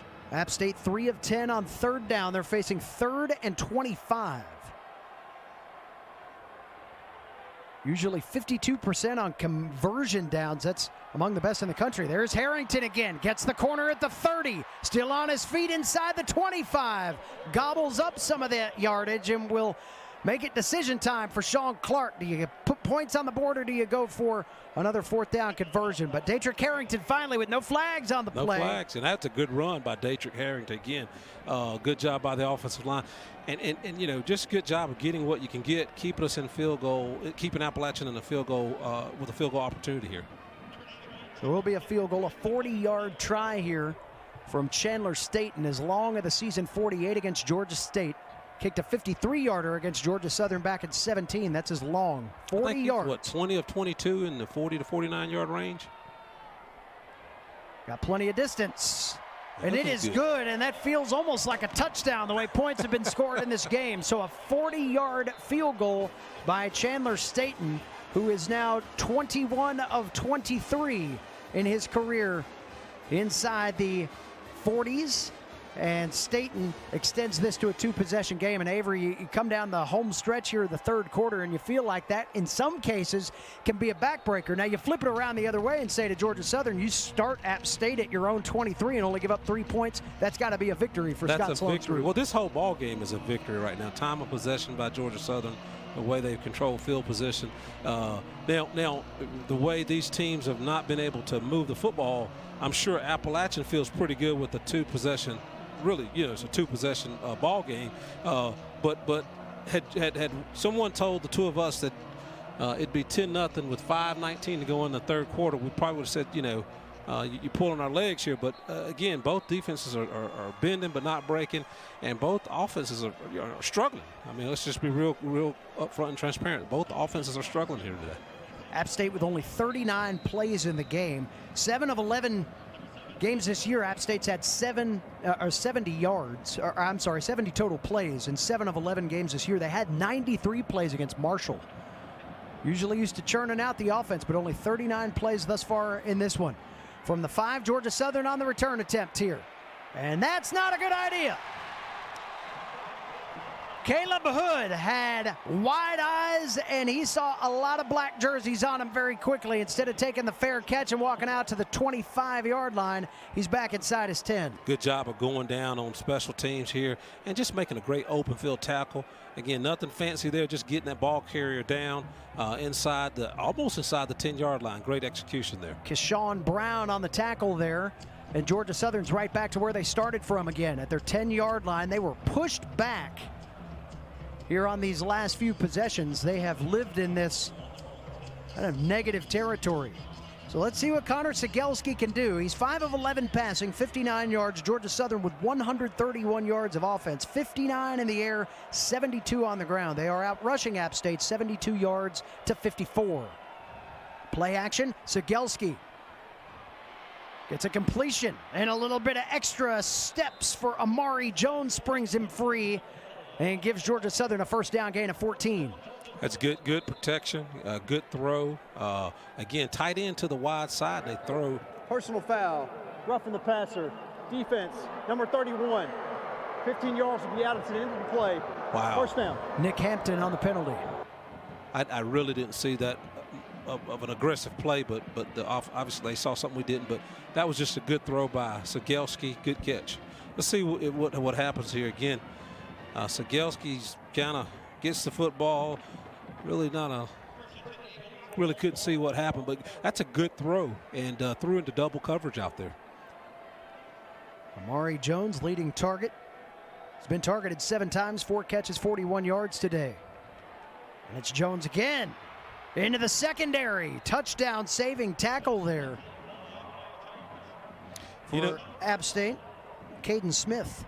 Cade Smith coming up and making a great open field tackle here, because again, this guy could still be running. Georgia Southern, if they get a few more pieces, because think about this broadcast, you heard Amari Jones, you've heard Logan Wright. If they get a few more pieces, because again, you want all 6 of your skill position players to pose a threat and put stress on the defense. And right now, Appalachian can really focus on Logan Wright and Amari Jones in the package that they have. Jones in the slot. That's where Cegelski's going. Just overthrew him. He had his man beat. He had a step on Sean Jolly. But Jones was just about a yard too far back. And that's not an indictment on Doug Ruse, the current offensive coordinator. But you take Clay Helton and his offensive prowess. He may come in here. He may run the RPO. And again, again with the RPO, you're trying to take 6 skilled position players and put stress on the defense. And he may come in here and be able to do that. But right now, Appalachian, I mean, they can't solely focus on Amari Jones and Logan Wright, but it's pretty close to it because they're creating the plays for Georgia Southern. Cegelski out to the boundary again, and Jolly there to meet the receiver. That's Darius Lewis, his second catch of the day. Picks up 5 yards, brings up 3rd down and 5. Georgia Southern today 4 of 11 on 3rd down. 3rd down has been an Achilles for them this year. 88th in the country, about 36.5%. It's a big one right here, down 10, closing minutes of the third quarter. Georgia Southern needs some offensive life. They're sub 175 yards of total offense today. Cegelski in the shotgun. It's Jalen White next to him. And the motion man, Caleb Hood. Centering to the top of your screen. Cegelski going that way. He's got White out of the backfield, and there was some miscommunication. White nearly got hit with that ball as he rolled by. Trey Cobb in coverage. A little pressure by Appalachian up front. Maybe forced Cegelski to throw a little early from the outside on the here comes, never turned. but White never turned around. But again, Cegelski had to get rid of that football, or he would have been plowed in the backfield. Fourth down try for Georgia Southern. 10 of 24 on fourth down on the season. Today the Eagles have made their only fourth down try. 4th and 5 from the Mountaineer 40. Down 10. Connor Cegelski in his second game trying to convert late. Got an opportunity to run for it. Bounces off a couple of tacklers and has the first down, and that gets the Eagle fans juiced up here that have made the trip from Statesboro. That's a gutsy play by the 6-foot, 195-pound redshirt freshman Cegelski. Again, even to both sides in the boundary. They're on the left, on the right hash. Take a look here. They're on the right hash. There's nothing there. He had already looked to the left. Go ahead and see what you can get. Manufacture some yards or an opportunity there. Good job by the redshirt freshman. First time they caught Trey Cobb flat-footed today, too. He just kind of had an awkward angle at Cegelski as he came rolling by to convert Georgia Southern's second fourth down of the day. 1st and 10 Eagles inching toward the red zone here. Nice grab by Hood. Bounces off a tackler. Maintains his balance and possession. 13-yard pickup to the Mountaineer 21-yard line, and another first down Georgia Southern. They run that spread option again. He fakes it to Logan Wright, hits the slant route right there. Again, that just a good play, pitch and catch by the quarterback and the receiver. Good job by the offensive lineman protecting Cegelski. And that RPO type, philosophy. Again, if he doesn't give it to Logan Wright, he's looking for something in the field or that slant route on the backside. Amari Jones, that low side slot. Instead, it's a handoff to Logan Wright. He tries to move the pile forward, picks up a yard, maybe 2 to the 19. That's a pickup of 2 yards on first down. If Georgia Southern can punch it in, it's a ball game.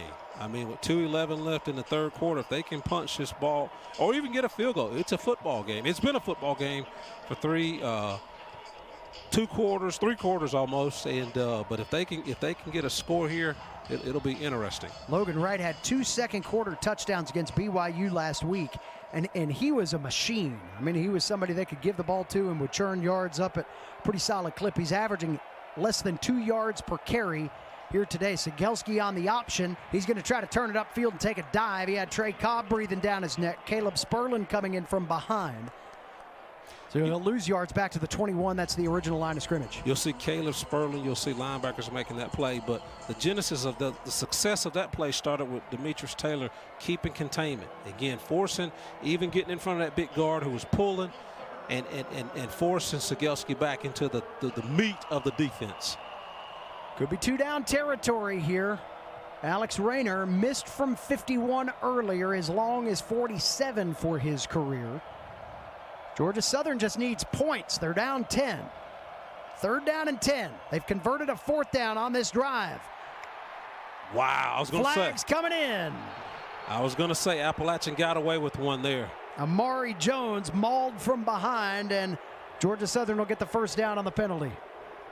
I tell you, the fans are booing, but there is no foul for pass interference. The ball was tipped. 4th down. Wow, that's a huge break for App State. Because clearly our fans were booing, or Appalachian's fans were booing, but I'm sure the football IQ is higher here in the mountains than that, because clearly there was he grabbed the receiver here, but the ball it was tipped.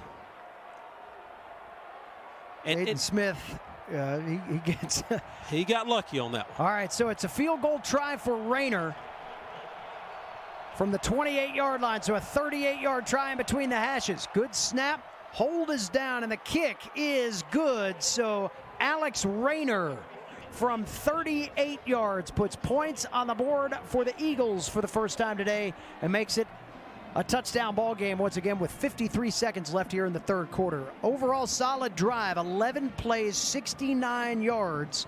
Georgia Southern puts points on the board. Avery Hall, they bent but didn't break, right? They had a 4th down conversion that they had to maintain.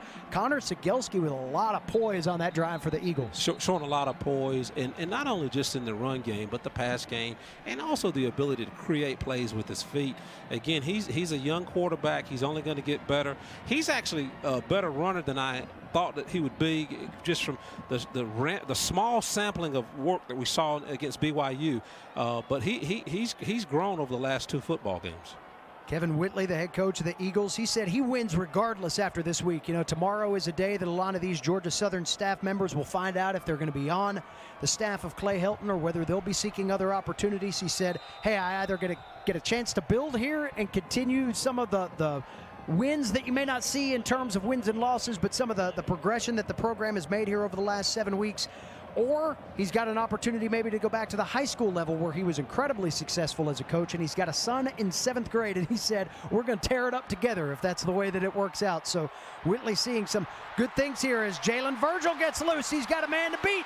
Still on his feet, and there he goes. Jalen Virgil to the house, and the Mountaineers get the touchdown at the Rock. You know what? Appalachian may need to start calling Jalen Virgil the Eagle Killer. I mean, this guy last year had 171 total yards against Georgia Southern. He took a kickoff back 100 yards against Georgia Southern last year.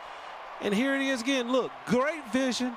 We know that he has world-class speed, good balance, good job of breaking through several tackles. And once he's free, you're not going to catch him. He runs a 10 to 100 meters. You're not going to catch him. But he scored a touchdown last year at Georgia Southern, 100-yard kickoff return. Am I correct? Does my memory serve me correctly? Just good job by Virgil. Staten with the PAT. Virgil took a few yards off this one. This one was only 97 yards. So, you know, maybe he'll get those extra 3 yards in and some sprints after the game. He's on the sideline. It looks like he's doing the bird because we're going to start having to call him the Eagle Killer. We got a timeout on the field here. It looks like there's an injured Mountaineer down. Let's check it again here on Virgil's run. This is 97 yards. Just good balance there. Again, slips through another tackle, good balance. And again, once he gets out in the open field, it's lights out. He's not going. No one's going to catch him. Jalen Virgil with a 100-yard return against Miami earlier this year. Has had 2 100-yard returns in the history of his tenure here at App State. Against Georgia Southern, as Avery mentioned, Miami again had so much spark in this return arena for App State. 97-yard touchdown return, his 2nd return of the year, but it could not come at a better time as the offense has been kind of stuck in the muck today. It's Jalen Virgil on his super senior day finding his way into the end zone one more time. He just has a great timing for his 100-yard or his 97-yard kickoff return. If you recall last year's football game, it was Appalachian was winning, 17-7 at halftime. Georgia Southern took the lead, and then his kickoff gave Appalachian the lead. And so he has perfect timing when he decides he just wants to take one back. That injured player for App State is Craig McFarland, the sophomore offensive lineman in on the PAT extra point team at a Chaparral High in Phoenix. Hopefully he's okay as he heads over to the sideline. And App State now with a little bit of breathing room, up 17-3, 2-touchdown game. The way this game has played out feels like a ton. I mean, that feels like you need more than a quarter to make all that up. There just hasn't been a whole lot of offense today. Just now have crossed over 300, or not quite up to 400 yards combined between the two teams today. Caleb Hood, after that wild return attempt of his that saw him tackled inside his 10, elects to take the knee and head up to the 25 as the Eagles have some work to do now. Now, I say all this, Georgia Southern coming off their most efficient offensive drive of the day. It gave them their first points of the afternoon. So if you're the Eagles, you feel like, hey, we might have a little bit of offensive momentum. And guess what? We're right back out there again to try to add on to that. So we'll see what Connor Cegelski and crew can do, down 14 points with 40 seconds to play in this third quarter. You know, with this Georgia Southern offense, they've been able to move the football a little bit in the second half. They just need to continue to do what they're doing. I'm not sure they can score 14 points in the next 15 minutes, but I'm sure they can put more points on the board here. Logan Wright. Gobbled up, and down he goes. Brendan Harrington was that one player that got to him, but as Avery Hall said earlier, one player might hold him, but it's going to take 2 or 3 more to get him, and that's exactly what happened there. Caden Smith was able to come in and kind of push the pile over on Logan Wright, who loses 5 yards on the play. You know, if you're going to run this play, you know, horizontal passing game where you pitch it out there to, you know, to an athlete, and you want him to make someone miss, you may want to get it to Amari Jones versus a Logan Wright. Now Logan, he's a big guy. He can run, but he's not gonna make too many guys miss out in open field. That is the end of the third quarter. 1 quarter left here at the Rock. 17-3, Mountaineers by a pair of touchdowns. We're back after this.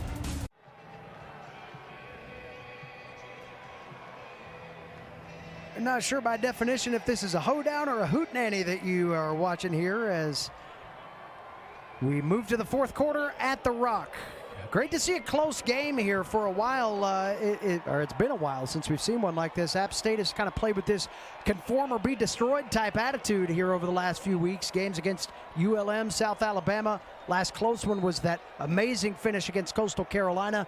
But a 2-possession ball game here as we head to the fourth quarter. Georgia Southern trying to keep their offensive momentum and get one back after the kickoff return for touchdown. The Apps nearly had an interception there. Brendan Harrington jumping up, just kind of mistiming his leap, trying to pick off Connor Cegelski, who has yet to throw a pick in Georgia Southern blue and white.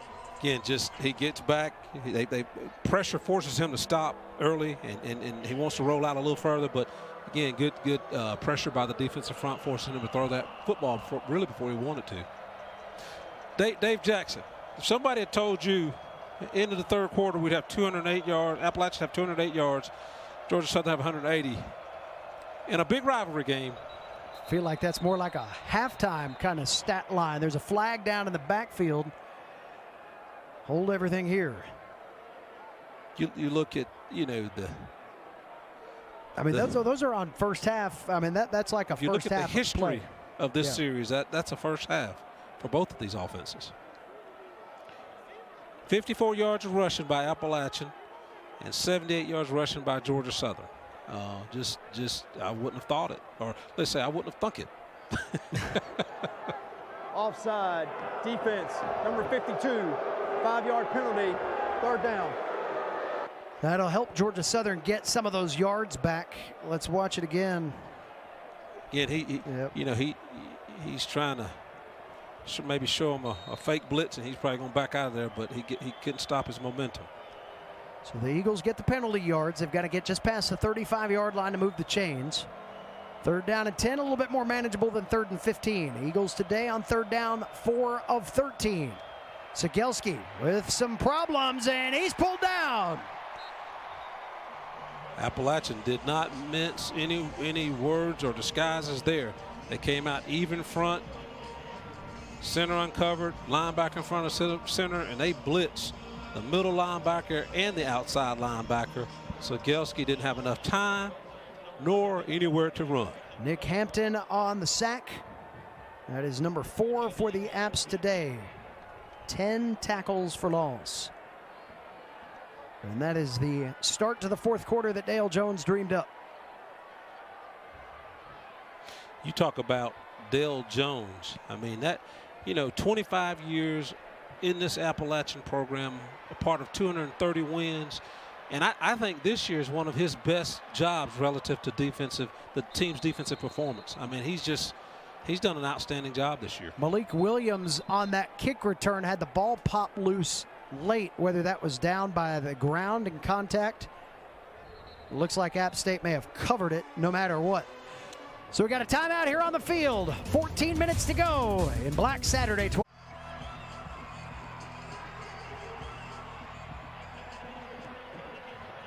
There it is, the Rock, home of Black Saturday 2021. Another great rivalry matchup between App State and Georgia Southern.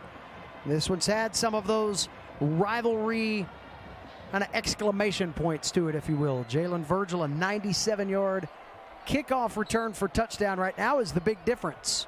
App State has not been able to get their offense out of the garage, and Virgil did it on special teams. Chase Bryce trying to air one out. Hennigan got it. Steps to the end zone. Touchdown, black and gold. That was a great read. Great read, great protection, great throw.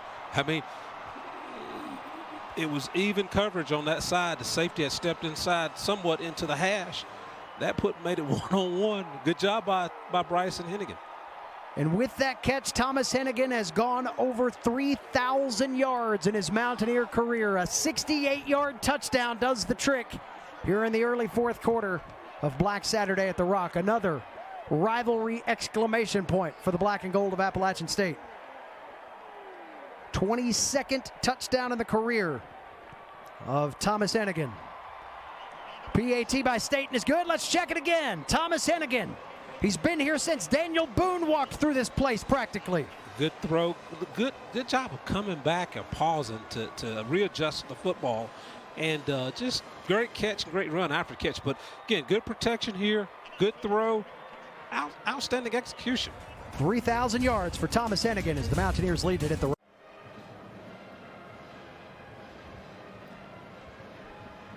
Thomas Hennigan rewriting the record books in all kinds of ways now. He's over 3,000 yards in his Mountaineer career, becomes the third receiver in school history to eclipse 3,000, joining Brian Quick and Rick Beasley.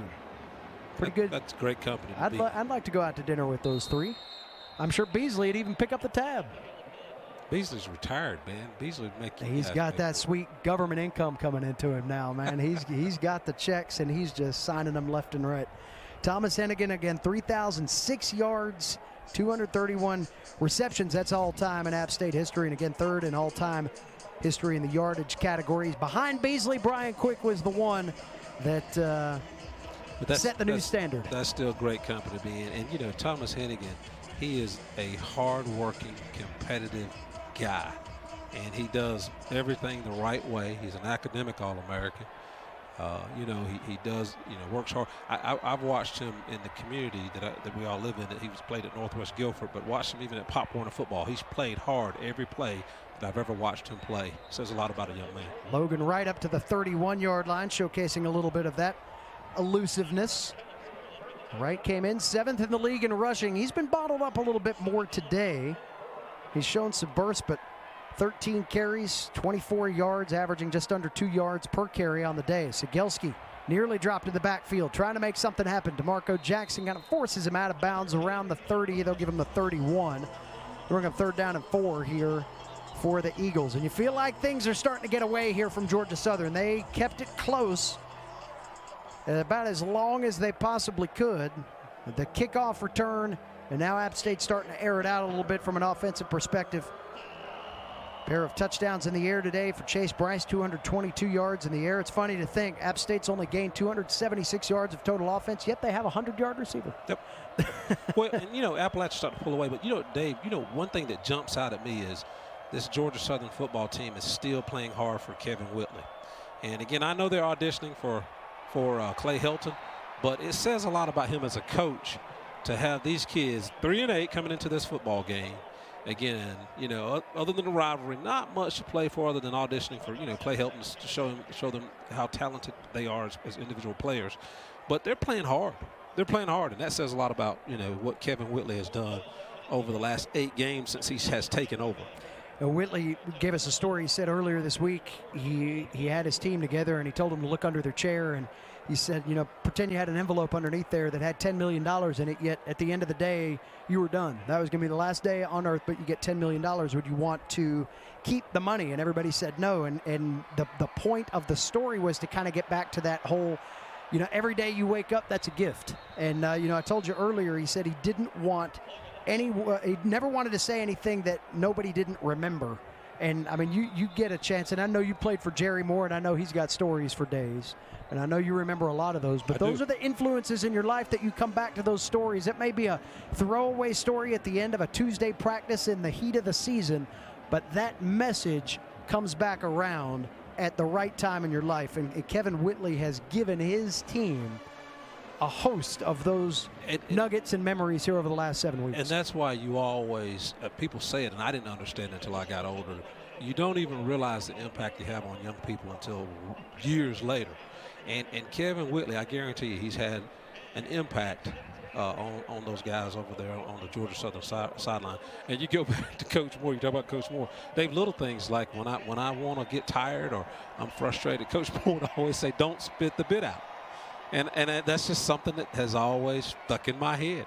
And even if I'm jogging in Kernersville and I feel like I can't go anymore, I don't want to spit the bit out. Personal foul, blocking out of bounds, receiving team, number 44.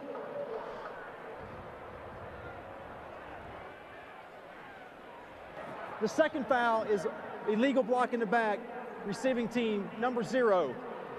Half the distance to the goal for the personal foul, blocking out of bounds. First down. Kyle Olson had a mouthful there. Yeah, just pull out the playbook. 24-3. We continue the fourth quarter after this. I came across this house with water dripping from the ceiling. 24-3. App State leading Black Saturday 2021 here at Kidd Brewer Stadium. 37th meeting all time between App State and Georgia Southern, and it's had its moments in there as well. Chase Bryce still in at quarterback. Mountaineers not quite ready to start bringing in the cast of characters just yet. Cam Peoples getting the carry. Feel like you got to get probably one more score on the board, and there are some people that I know that Sean Clark would like to get one more moment under the lights here at the Rock, if at all possible. You know, Jacob Huseman's one of those guys. All he did to come back to this team, provide a solid and experienced backup to Chase Bryce, has been part of that safety net that's helped Bryce develop into the leader that this football team needed here in this 2021 season. Bryce on 2nd down and 10.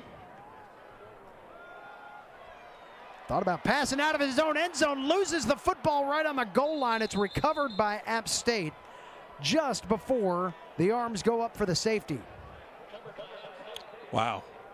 That could have been all kinds of bad. I tell you, they could have called that. Rolling on the field is a fumble, recovered by the offense. 3rd down. Typically, they'll go ahead and look to protect the quarterback. You look here, they normally want to protect the quarterback, so they could have easily blown the whistle, but luckily that they didn't, and that ball rolled out of the end zone. And you know, Dave, that's probably why Frank Ponce and Sean Clark, they've got these guys in. They'd like to finish or take these guys out on a positive note as they get ready for the Sun Belt Championship game. And this has been a really one of those lumpy football games. Dylan Springer was the one that really got the big hit in there. Cam Peoples trying to get free up across the 5, 6, 7 yard line, picks up a few yards back. We'll give a little bit more room to Xavier Sabach to do his work on 4th down. And Sabach and crew will head in that direction. So kind of a stalled drive for the Mountaineers. Sabach today, 4 punts, an average of 45.5 yards along a 57. He's pinned his opponents back inside the 20 twice and had, again, the 150-yarder. That gives him now 23 50-yard punts for his career. And Sabach, another one of those super seniors, had a chance to come back with the majority of that special teams unit. Chandler State in that as well. Kickers are a weird lot. They tend to do a lot of things together, and that group decided, hey, let's all come back. Why not? Georgia Southern with good field position just across midfield when we come back. Time running out on the Eagles, down 24-3 here at the Rock.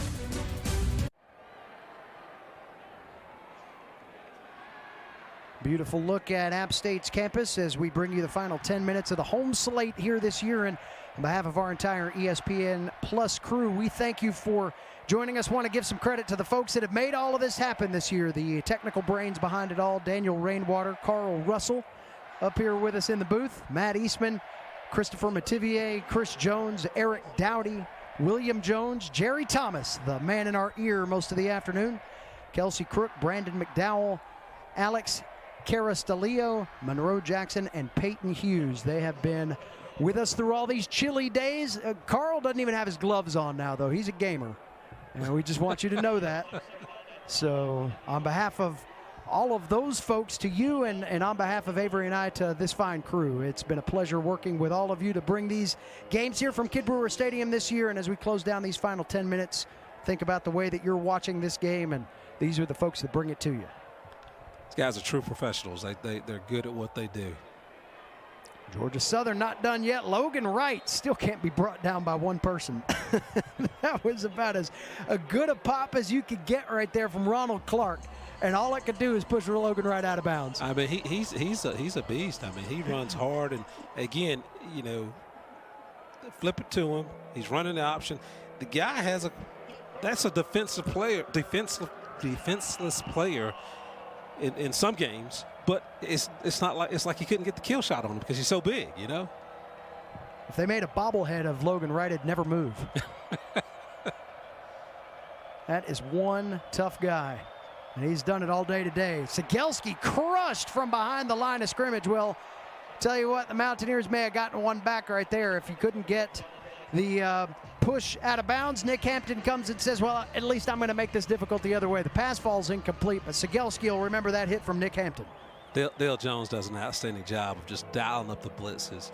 Again, you know they're coming. You just don't know which linebacker will blitz. And they're all very effective when they blitz and cause a lot of havoc when they get in the backfield. 4th down and 6 from right around midfield. Under 9 minutes to go. Cegelski with some heat coming on him again, and he goes down. Hampton got him again. And a host of others as the Mountaineers dancing their way to the title game next week in Lafayette. I'm telling you, Hampton, Cobb, McLeod, I mean, you just named the linebacker. Insert, and they will seek and destroy. They just play well together, and they have fun playing. And, again, you can't say enough about the defensive line of Appalachian because, again, Jordan Earl, who's a 6'2", 295-pound nose guard, Caleb Sperlin, Hainsky Payant whenever he's in, Demetrius Taylor and Tommy Dawkins whenever he's in, they do a good job of soaking up blocks to allow those linebackers to roam and make plays. So just good job by the first level and second level of ASU's defense. There goes Datrick Harrington across the 40-yard line down to the 36, picks up 4, almost 5 yards on first down. Harrington, another one of those seniors, 4 career 100-yard rushing games. Ultimate team guy. Sean Clark said he wanted to come back and just finish it right. He got across the goal line last week. Frank Ponce said that running back room was sky high at the beginning of the week, just seeing him get back in the end zone. Pass over on the sideline. Virgil, who had the big kick return earlier, he's inside the 25-yard line on the catch. Darrell Baker on the tackle, first down for App State. Darrell Baker, another one of those names in this rivalry. He had the 20-yard interception against App in 2018 that really started the snowball effect against the Mountaineers. It was Baker's pick that got Georgia Southern loose, and they would end up rolling in that contest. Part of the first of 2 straight wins in the series for the Eagles. Baker's battled a lot of injury problems just to get back here. Said he had a contusion on his arm that was a hematoma actually on his arm. Said it was one of the most painful things he's ever gone through, but he was going to work, claw, scratch, find a way to get back and support his club going through these last few weeks. So those are the guys that make you soak up a rivalry like this because of what they do to get into this game. And it could easily have been for Baker and others to say, you know, this throwaway season, got a coaching change, I'm just going to cash it in. Not for App State, Georgia Southern, you don't. Bryce on 2nd down and long. Looking for the corner. He's got a man there, but threw it out of bounds. A little bit behind Christian Wells. Sophomore here on Super Senior Night. Trying to get into the passing action. Brings up 3rd down. I tell you what, when you think about this Appalachian wide receiving core as they head into the future's bright. That ball was not catchable, but Christian's a competitor. He wanted to make a catch there. You see him get a little frustrated. But Wells, Horn, Davis, you know, you just go on down the list. A.J. Hall, you go on down the list. They've got players. Who's he? I know that little knucklehead. But anyway, you got some great players coming up, and they will serve the university well when they get their chance. Harrington gets to the 20-yard line, picks up 3 yards on 3rd down. So it'll be 4th and about 6 from the 19. Would imagine Well, there's some decision making going on here. We've got a kicker running on the field, then running off, now running back on again. Under 7 minutes to go. Chandler Staten wants one more kick here at the Rock. One more field goal try at least. A 36-yard effort just inside the right hash. Dave, will this be what, 62 if he gets this, 62 field goals in his career? We'll have to see. And that's indeed the case. The number 62 in for Chandler Staten. 62 for 79 in his Mountaineer career. That's about 78%. Staten makes it a 27-3 ball game. Now, if I'm not mistaken, with his first field goal, he passed Kevin Richardson for all-time scoring leader at Appalachian. I think Kevin Richardson had 444 points, and coming into this ball game, Staten had 443. So that makes him the all-time scoring leader in ASU history. Is that correct, DJ? That sounds about right. I wish we had Kevin Richardson by telephone right now to just, tell him, hey, man, your record just got broken by a kicker. Hey, listen, come on. He's a good one, though. He's a good kicker, and, records are made to be broken.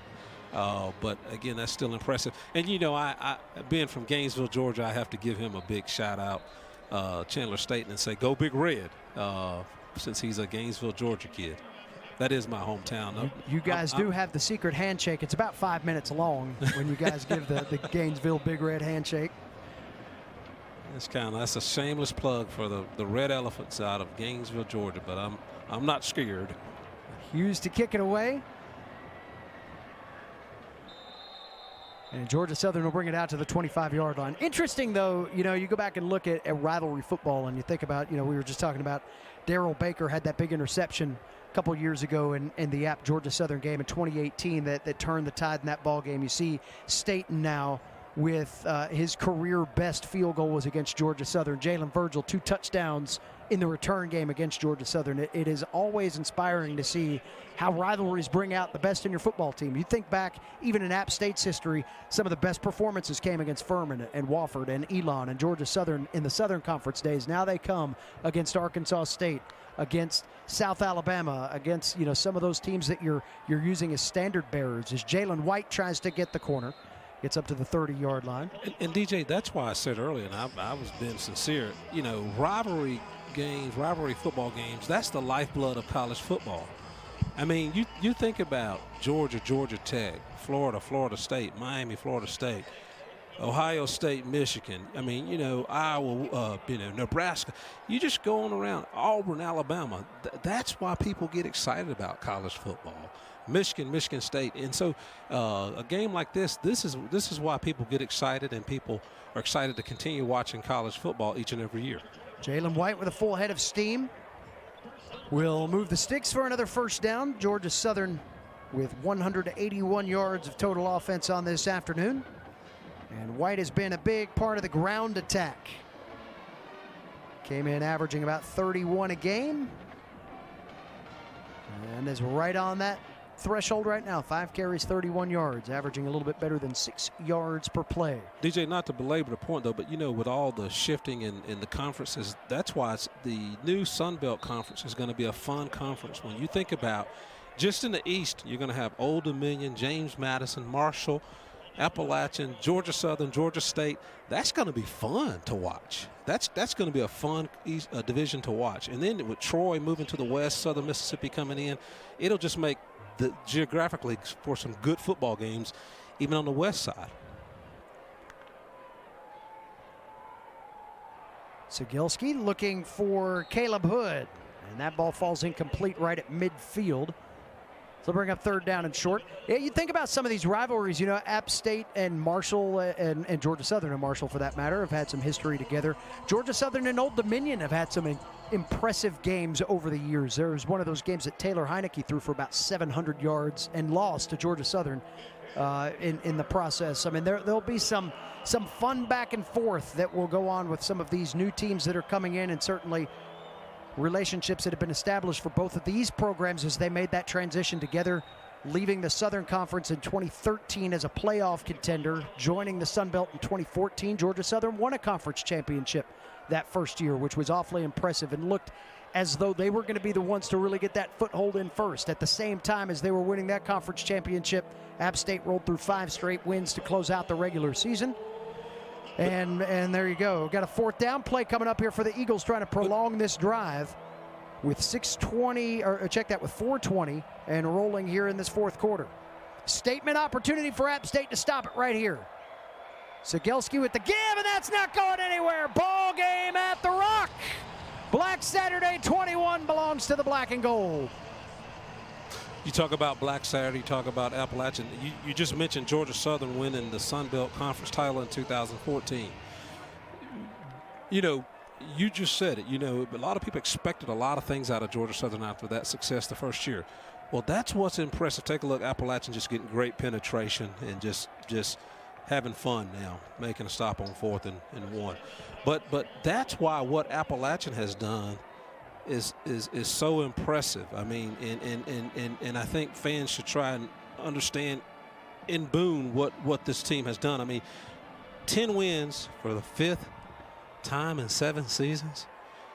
29-4 at home in the Sun Belt, 55-10 in the Sun Belt. Those are impressive numbers, and you just hope sometimes fans don't forget that type of success. That pass to Austin Chestnut, graduate transfer out of North Carolina, wearing number 1 today. He's normally in 19. I'm trying to get a few more of these folks that have sweat a lot, grunted a lot, bled a lot in practice, and the opportunity to maybe cash in here. Anderson Castle, another one of those, like a bowling ball across the 40 to the 35-yard line, picks up 5 yards on 2nd down and 5. You know, you think about program identity, one of the interesting things too that will come to pass as this 2021 season comes to a close for Georgia Southern, is this will be 5 times in 6 years without a 1,000-yard rusher for Georgia Southern. And I know this is a program that has been dedicated, and their whole entire identity has been about triple option offense, even within some of that offensive scheme work. Part of that is because of spreading the wealth. Part of that is not having that one person that steps up and says, I will be the guy, like Adrian Peterson was, like Jason Foster was at the quarterback spot, and some others. There you see Chandler Staten had indeed passed Kevin Richardson as the all-time leading scorer, got him by 5. Yeah, K. Rich might have impressive. to come out of the bullpen here and get another touchdown here to take the lead back. That's impressive. Well, and I mean, you think about it, Adrian Peterson, I mean, he's the best that I think this country or football has seen. I'm going to say all of football. I mean, that guy rushed for 6,559 yards. You know what I heard last night at the team hotel? He's on the trip. He's actually here in Boone, where he saw his big 100-yard streak come to an end. Remember in 2001, Dale Jones said that was his favorite memory of the App Georgia-Southern rivalry from the FCS days. Funny thing was, App still lost that game. But Adrian Peterson got the 100-yard streak broke. J.R. Revere ended up winning the game for the Eagles. But the funny thing was last night, as Adrian Peterson was holding court at the Best Western up in Banner Elk, where Georgia Southern stays when they come to town.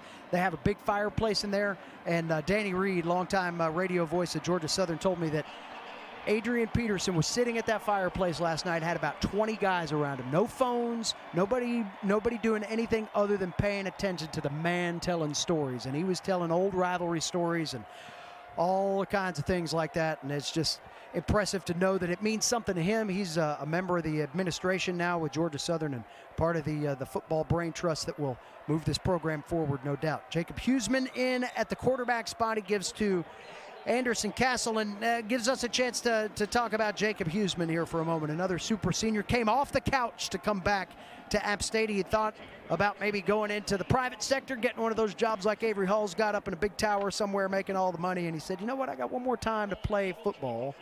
I'm going to go do it. So he came back, and I remember Sean Clark saying that he felt so good to put his head on the pillow at night knowing he had a backup quarterback who had time on the field, and how important that was to ASU's development moving forward. Well, it tells me he's smart by not doing what I do, so on the front end. But again, good for him, because you only live once and you only get a chance to play organized football for a short amount of time. And it's a special game. This is a special, Appalachian's a special place. And just by virtue of 14 guys, 14 super seniors, and listen, I enjoy the identity, the culture, going to school here, getting a great education. I want to be here. That says a lot. But kudos for Jacob Huseman putting aside immediate gratification, go make some money, start his career, to come back and play a great game.